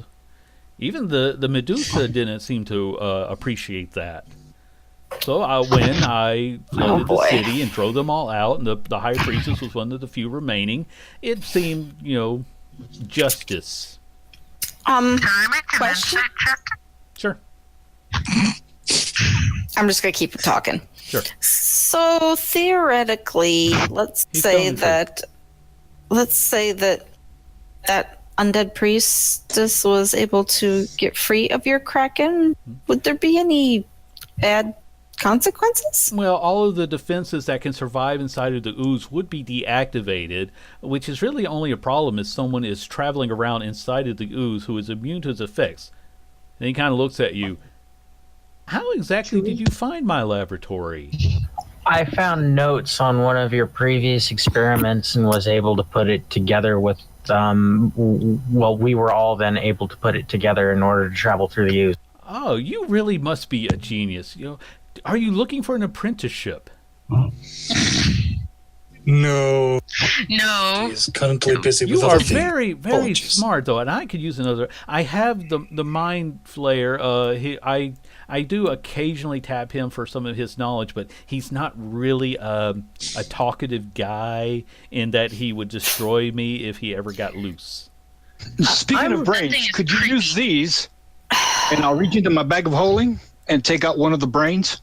Okay, With the power and cell? his eyes kind of go wide when he sees that. You found them. He runs over and takes it from you if you don't resist. He's like, "Oh, No. my friend, how are you doing?" And the brains speak with telepathy, so he's like, "Oh, it's been that long? I'm sorry, I didn't realize." And it's like, "Oh, they got you on a power cell. Oh, let's get you hooked up to something a little bit more permanent." Yes, I will get you another body as soon as it's practical. I'll have to build you something. It'll be construct to start. Oh, where are the others? They're inside the bag. Oh, and he just starts grabbing them unless you stop him, and he's setting them No, up I'll be one by pulling them out one. and handing This them to thing him. is so fucking He's- cute.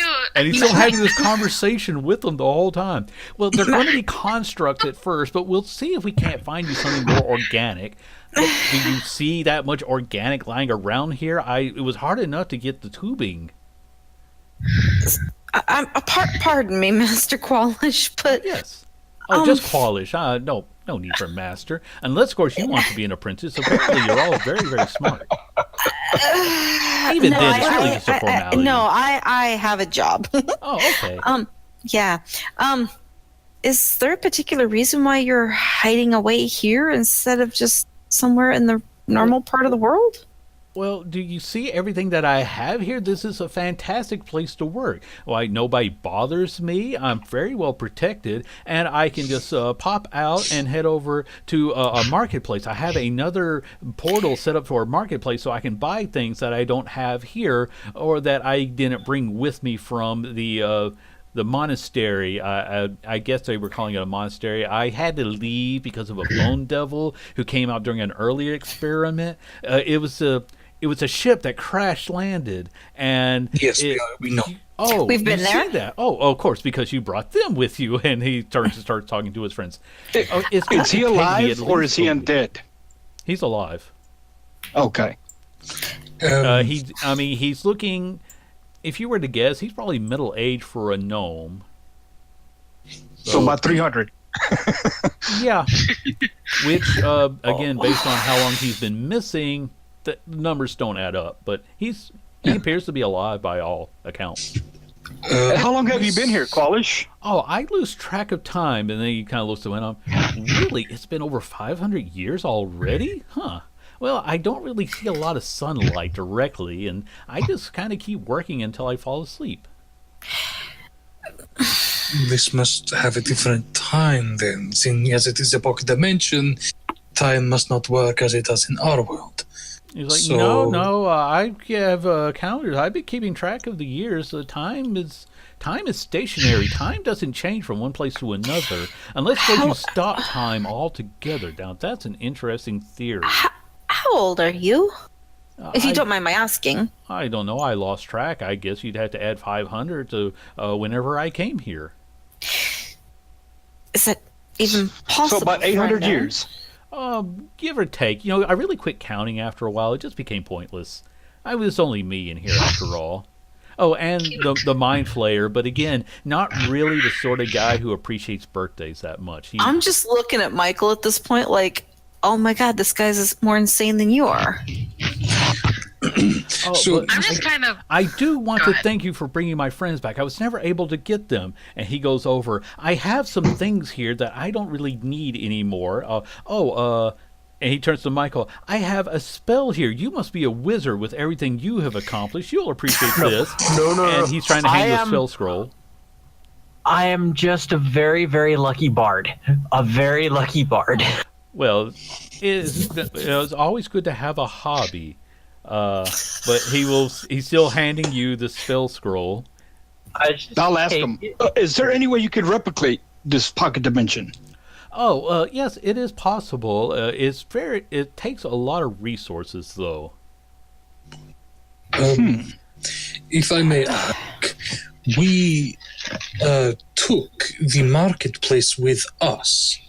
Oh, I sort of like having that because there's things here that no, I no, no, don't no. have. That's the thing. Are we still able to access it, Well, even though we have removed it? well, yes, you can We've still moved it. activate it. It's a self-contained. I just kept it there for the aesthetic. A marketplace so- inside of a marketplace. It was easy for me to remember. So this is. I look at the others. This is perfect. We can take you back. We can take you back to your guild, your people, and seeing as if that pocket dimension is able to be moved, then this one must be able to be moved also. We could. Why would I want to Yeah. move it? It's safe here, and nobody comes in and bothers me except for you people, which you've been delightful. You've Thank- actually been very helpful.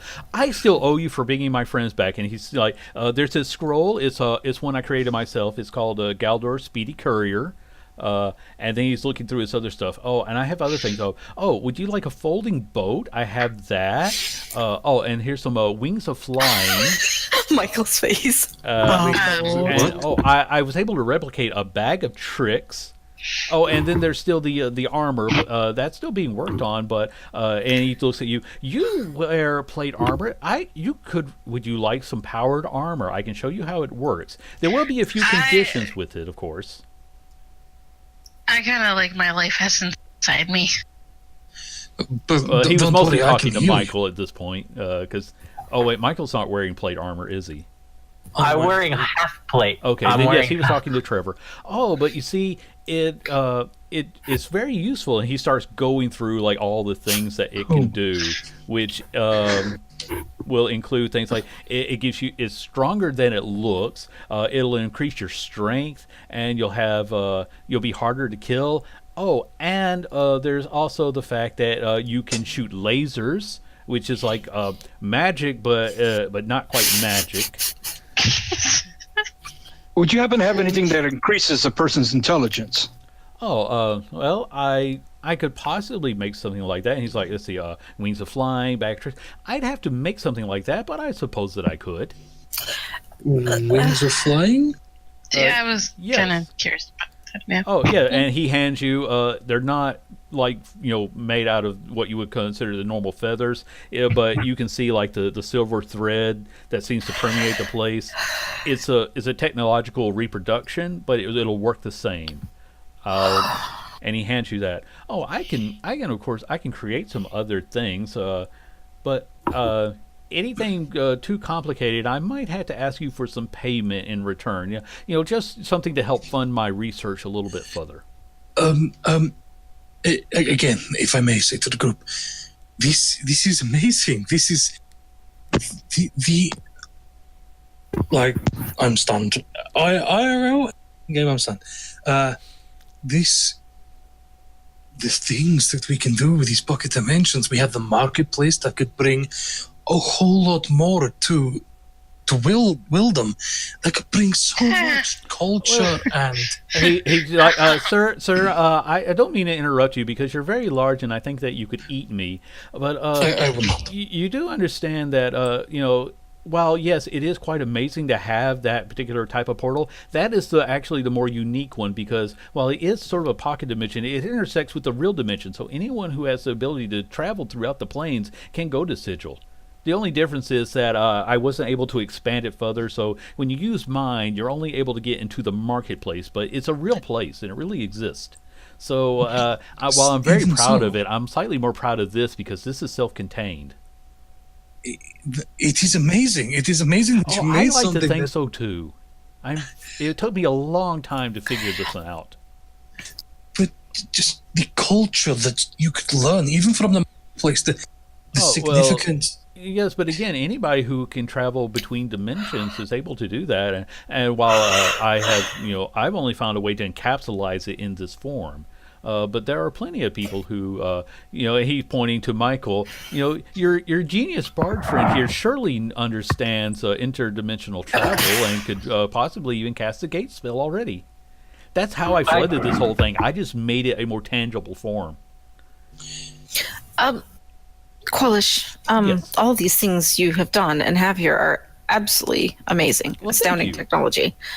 The only thing is if we were to ever want or need your services in the future, it'd be very difficult for us to be able to come back here and find you again. I have a way to help with that because you've been so very helpful. And of course, if you did want to test out the powered armor, I would want you to come back. So he starts digging around, and he will hand you. I'll send you the details later. It is a shell. Again, it seems to have all these, the unusual glyphs that show it's one of his arcane, one of his creations, a shell. He says, "This right here, when you blow on it, well, you have to attune to it first because that's just kind of how I couldn't quite work that one out with this particular. But when you blow on it, you will teleport back here." Actually, you'll teleport into that holding cell right over there because I designed it so that if I was ever gone somewhere and someone took it from me, then they couldn't just have the free run of my lab. So, but when I'm here and the only time I'm away is when I'm at the market, and then I usually come back within no more than a day, given any sort of temporal interference. So I would just say bring some food, and if you're inside the holding cell, then I can let you out of the holding cell. Does that only transport one person? No, it would transport a group of people. So would we have to be holding hands and be in a circle or something? I mean, it's a very camaraderie way to go about it, but it'll cast the teleport spell. So we're going to say that this one could just bring your whole group. So as long as you're all within a group and you're not trying to resist being teleported, it would bring, say, less than a dozen people. Interesting. Okay. It would be a little bit crowded, so I would hope that, if you did bring 12 people, I would rather you not bring 12 people. This is not that big of a lab. But if you did bring 12 people, you would all be stuck inside of that room until I was able to let you out. And that's just in case, I ever had it somewhere and some barbarians took it from me. I didn't want them coming in and smashing my stuff. Got it. Or letting him out. Or letting them out. Yeah. Or hurting and, my friends. I am so glad to see you all again. Yes, I will get to that just as soon as I am done with our guest. Could I possibly persuade you into giving me the plans to creating my own pocket dimension? We could come to an agreement on that, just because there are some things that I need to run my research, and this is, of course, a very complicated thing. I hope you understand, but I can give you what I've already made, but plans like this, just a little exchange. And what would you have in mind? A piece of your soul. Just a small piece, and he's pointing to a skull that has gems for eyes, and all of its teeth are replaced with gems. See, I could use that to help further my research in how to power things. It won't kill you, and it won't harm you. Sufficiently. Would it affect me in any way? Mechanically, you would automatically lose one death saving roll if you were to fall unconscious. It acts like a curse, but you wouldn't have the power to remove that curse. Is that forever? Well, it's possible to have it restored, but not at your current level. So So is this death save permanent? Well, I'd always have it would be one failed death save. there is possibilities to to restore it, but I would need it for my research. So I suppose if you were to bring me something extremely rare and valuable, then I could return that fragment of your soul. But it wouldn't be. It wouldn't. I cost did you return life. your friends to you. Oh yes, you did, and I have given you what I have. And then he looks over like, oh, and he kind of looks at you. Well, they also said that that was also part of that payment was them getting you out of the temple after you caused it to fall. Well, I mean, I couldn't really go back there because of the Bone Devil, but The Bone Devil's gone. oh, well, in that case, I can go back for some more technology. Like, That is what caused it to fall. Yeah. The Oh. people were being driven crazy by the thing. And when we removed it, or killed it, then everything fell. We apologize for that. oh, well, it would have taken a long time to fall. And like, oh well, he's having this conversation with the telepathy brains. It's like, oh well, there's always a strong chance that they'll regain enough order to keep it up then. But it is good that the Bone Devil is gone. But they did sort of sound like they got a little bit mean. But maybe I'll try to go back later. And as for the soul, you can have mine, Okay, part of my soul. okay, come right over this way, and he'll ask you just to place your hand on the demi-lich skull that he's modified. And I look at No, the wait. group. Hey, Trilak, before you do this, are you capable of creating a pocket dimension? I am not capable of creating a pocket dimension.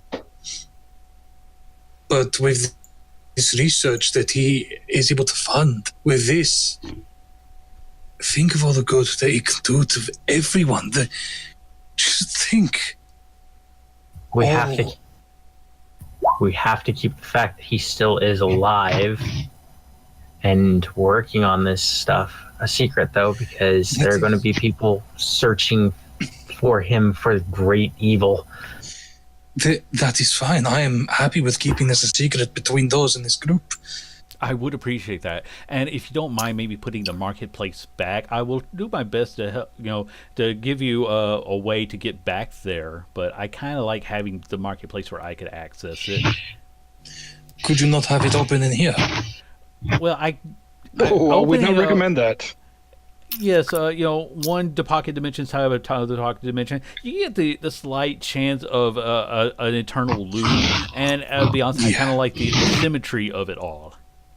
And I might lose it in here. I've lost a lot of things in here. I somewhere around here, I had this powered Including plate his armor marbles. that was capable of doing so many extra things, and you could use it to, like, for example, survive in a place where there's no air. It would take just a little bit of your own health to accomplish that.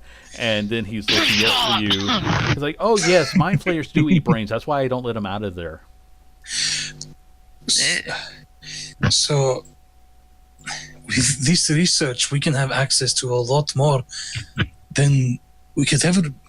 Oh yeah, Probably somewhere dream around here of. I have a way of teleporting back, and he starts looking for the conch shell again. You've given us that. We Oh, good. And guys, I know we're at 6:00. We'll wrap up just as soon, with this. I am willing to give this. Okay. And with that, like I said, until you find a way to counter it, you will automatically you'll only have 2 death saves available to you. But at the same time, he will go and he will start copying from his notes, and he will bring Viserius the arcane plans for recreating his pocket dimensions. And he says they are fantastic. Just make sure you keep the original safe somewhere. Under a giant ooze is a fantastic place to keep it because very few people can access it. They also have to know what they're looking for. He turns to Michael. Are you sure you don't want to stay and work with me? We could accomplish great things with a mind like ours. I'm just incredibly lucky. Oh, now don't be so modest. Actually, I think if anyone would be more interested in looking around and learning from you, probably be our friend Viserius. And he kind of looks at him and is like, I mean, I don't mean to insult you, Sir Elf, but he did figure out how to read all of my plans and recreate, some of these devices. So He had help. Yes, he had a hand with that, but Get out of the cupboard. it's quite okay, Shorty. Well, no, Don't- let us not. no. Don't. Let us not. Just- Anyway, so I feel a bit weird, but now, thank you. This is this is great. This Oh, is going to be thank very. you. This will fund my research. This will help to advance my research. And he just kind of goes back over and starts tinkering with things. He's very quick to dismiss you guys. Don't forget about your friends. Oh yes, I am. He kind of turns back to them. It's going to take me more than 5 minutes. You're going to have to be. You've waited 500 years. I don't think another couple of weeks is really going to be that big of a deal. I would have come back if I could, but did you see that Bone Devil? I could not defeat him alone. I'm going to take the time to open the scroll that he had handed to Michael. Yes, I'll send you the details later. Let me try to bring it up where I can give you just a quick version, because this module came with 2 new spells, and you have them both now. But you are able to summon a small a small air elemental, which can basically deliver a message to someone else. Oh, nice. I'll send you the full details a little bit later. Because Flock of Familiars will let you summon up to 3 familiars for 1 hour. Nice.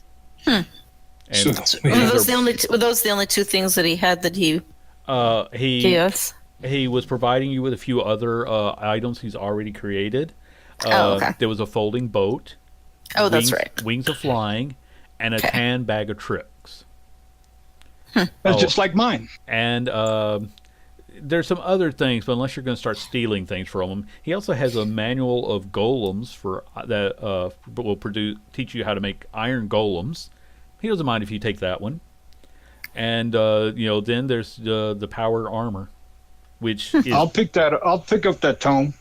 okay. You have that available to you. It's like, oh yes, I have already learned everything that I can learn from that one. Well, thank you. I appreciate it. Right. I'll send you the details for a manual of golems later, because iron golems are not cheap to make.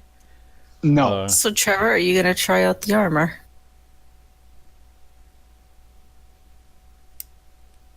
He did say it comes with a couple of conditions, but he needs somebody who can test it out a little better than he can. what are those conditions? Take it for a test ride, you mean? Basically, it comes with the following conditions. First off, you're essentially submitting to a Gios that will be ongoing. In that, if you ever decide to change out the armor, you'll return it to him. You won't sell it to someone else. And Yeah. once every 3 levels, you'll come back to him for him to run a diagnostic on it. And the losing of health. Because this runs off the same energy cells as you've seen before, he's found a way around that.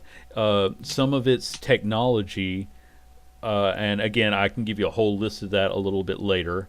It has features that will take about 5 hit points to activate. Here's just a couple of them. There's a force field that will give you 2d6 plus 5 hit points. That would be 1 charge off of an energy cell or 5 hit points. As you don't have any energy cells, we're just going to stick with hit points. It can fly for 15 feet for 1 minute. It can fire arm-mounted lasers, which is a ranged attack. It has its own, stats. You can translate any writing that is non-magical. Shit. You can fill the armor with air and allow you to breathe normally in any environment for up to 1 hour. And you can gain dark vision for 1 hour. Trevor, you'll be RoboCop. Trevor, do it. Trevor, This do is it. Do the it. most Do it. techno-punk way to do it. I don't know. I like it, but And those are the things that cost 5 hit points to activate. Normally, it will give you a +1 to your AC. You automatically gain a strength of 18 if you didn't already have it, and you have advantage on death saving throws. And as he mentioned, it does have a way of protecting you if you do fall unconscious. But he hasn't really elaborated on that part too much. What does it do to protect you? It'll put you into a stasis field. Which means that the armor will work to defend you while preventing you from dying. Not too shabby. Well, this is our character. Yeah, but it's so techy. That's Danny. Yeah. Out of character, I think I would like to wear the armor because I could then get rid of my gauntlets. Do I have to attune to the armor? I'm going to double check. Yes, it does require attunement. Okay, so seeing as I only have now 2 death saves, this will not only give me advantage on death saves, it'll help me from going unconscious. If you go unconscious, it'll put you into a stasis field while it protects you. So it will basically be like Life support. Unless somebody hits you while you're unconscious, you'll be fine. Now, if your armor is still up and running, like I said, the armor will gain its own stats at that stage. But, there is always the risk that somebody could... You're still unconscious. You won't be in control. So, what is it? Plate armor? It is plate armor. So my AC will be bumped up by an additional one. Yes. Making it 23, I think? Yeah, 23. Are you using a shield for that? I'm using a shield. Then, yes. Then yes, 23. I mean, I like it, but quite honestly, for Danny, it is Kentucky for me in D&D. I love it. That's like I said, I liked it. I thought it was a neat idea. I'm actually sort of altering it so that it stays slightly more in the yes, it's Spelljammer, but in a fun way, I think. I kind of want the wings anyway, so I'm okay if somebody else wants to. Take the wings. Seriously, take the wings. So if no one's going to object, I feel you think, the Flynn? armor. Do you approve? Trag, I will send you all the details for that one as soon as we're done here as well. Super cleric. Everything but the part where I get control. You don't get to know about the stasis until you actually enter stasis. But I will send you what you can do. Michael's gonna give. Before we go, Michael will just leave like 5 marshmallows on top of something for Kowalish.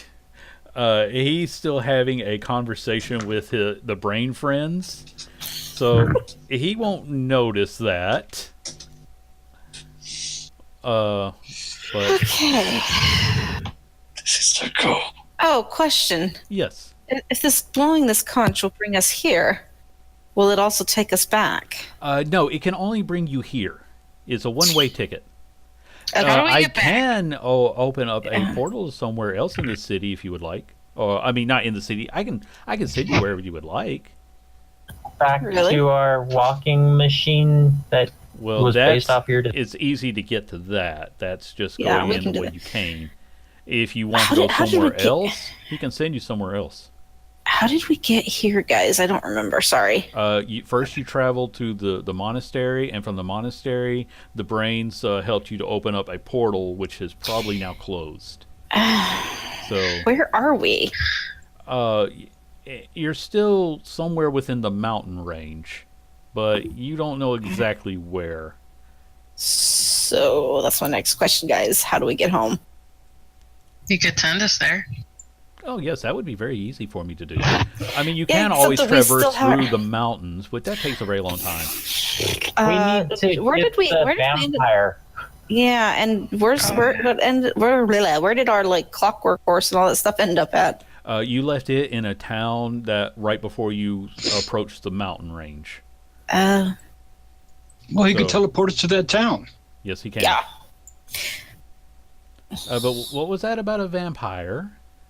He's in Let's one give him of the your. vampire. He's in one of your machinations. We were using him in order to map some areas and try and that's figure out quite where. ingenious. I wonder who thought of that. You- You can see him doing the math in his head about how to convert these things. It's very similar to what I did with the Kraken. No, somebody tell him. Somebody tell him who sent us. I don't remember the name. I'll have to double check the name myself. I'm going to try to do that now because. Well, we're going to pretend that we know who it was, Yeah. and we'll tell him, "Oh, so and so hired us to try and find where you ended up at." Oh well, that was very nice of them. Do you know this person? Well, no, I've been here for over 500 years. I haven't talked Okay, to cool. anybody in quite a long time, except for well, the I'm going to assume Kinku. that- And the Mind Flayer Arcanist. Again, not really a conversation kind of guy. A lot of "I will eat your brain" type of talk. Yeah. Okay. So I have this feeling that maybe we shouldn't tell him where you are. Oh well, I mean, he did send you, and you're all nice people. Yeah, but we don't know. We don't know him. We don't know That what is he an wants with you. excellent point, young lady. He's so fucking cute. I know. Basically, so- the terms of the contract was really more about finding where he went, and in fact, because you have helped him out so much, and he thinks Michael is some kind of genius, he'll offer you a copy of some of his notes, similar to what you might have found earlier on. This is some of my early diagrams. And he's showing them to Michael and explaining to them without any, just full of techno jargon, like you understand magic. So Actually, I could kind of hold on to it, just not grok it as fully as this guy can, because it's just like jack of all trades. Yeah, I can sort of pick out what he's saying. basically, and relate it. yeah. And so you know that if you were to sell these diagrams to a tinkerer or I keep forgetting an artificer, they'd probably give you about 2,000 gold for the plans. This isn't his, power armor level. This is some of his earlier work. And he's like, "Oh, I had to abandon some of these and recreate them when I lost them along the travel." But that's worth another 2,000 gold to you. So would you be interested in the vampire that is encased in a 500-pound metal tube? I don't really know what I could do with him because if in order to transfer him into something else, I had to let him out. And vampires are very tricky. Yes. And he keeps asking us to be let out. Oh well, I can imagine it's probably not very much fun for him in there. No. I had to put a Kinku into a similar device, but I had already constructed all the mechanisms. So when I defeated her and made her undead, it was a much simpler process. Okay, cool. She does not like being in there, from what I understand. I don't talk to her very much. I don't think she's around anymore. Oh well, that's a shame. I'm going to need someone. I'm going to have to find a new way of powering the Kraken. Would one of you guys, looking to the brands, one of you guys like to live on as a controlling being of a kraken? Oh no, it only really works if they're undead. They're still technically alive. I'll find a way. I will find a new way to power my defenses. That's quite all right. The undead was an interesting but an earlier experiment. Man, besides, the Kraken has been sort of disassembled. What? You disassembled my Kraken? It attacked us. It attacked Well, us. of course it attacked you. It's defending things itself. For So example, my city. We defended ourselves against I it, guess and that yes, does make I'm sense. sorry. I'll have to just. Well, of course, how else could you have gotten here if it wasn't attacking you the whole time? Correct. Okay. All right, guys. So, guys, do we want to go back and retrieve what's his name in the device, or we just leave him there and go home? Doesn't he have all the maps and everything that we made or he made? You very easily could have kept some of those with you. Yeah, I don't know who because was especially taking. because we're over time already, Yeah. and 'cause I I gotta know get some going. of you guys are getting late. So, for the sake of convenience, we can say that you're free to leave him there, and Kowalsh will teleport you.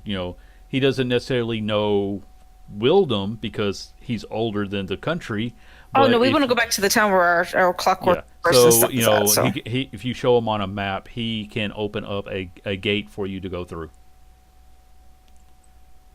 Cool. And Hmm. basically, like I said, anytime you need to speak with him, you have a way of teleporting inside of his lab. You just won't get free reign because, well, he was smart enough to set up that one defense. But you I'll can also ask him before we leave if I could send him magical.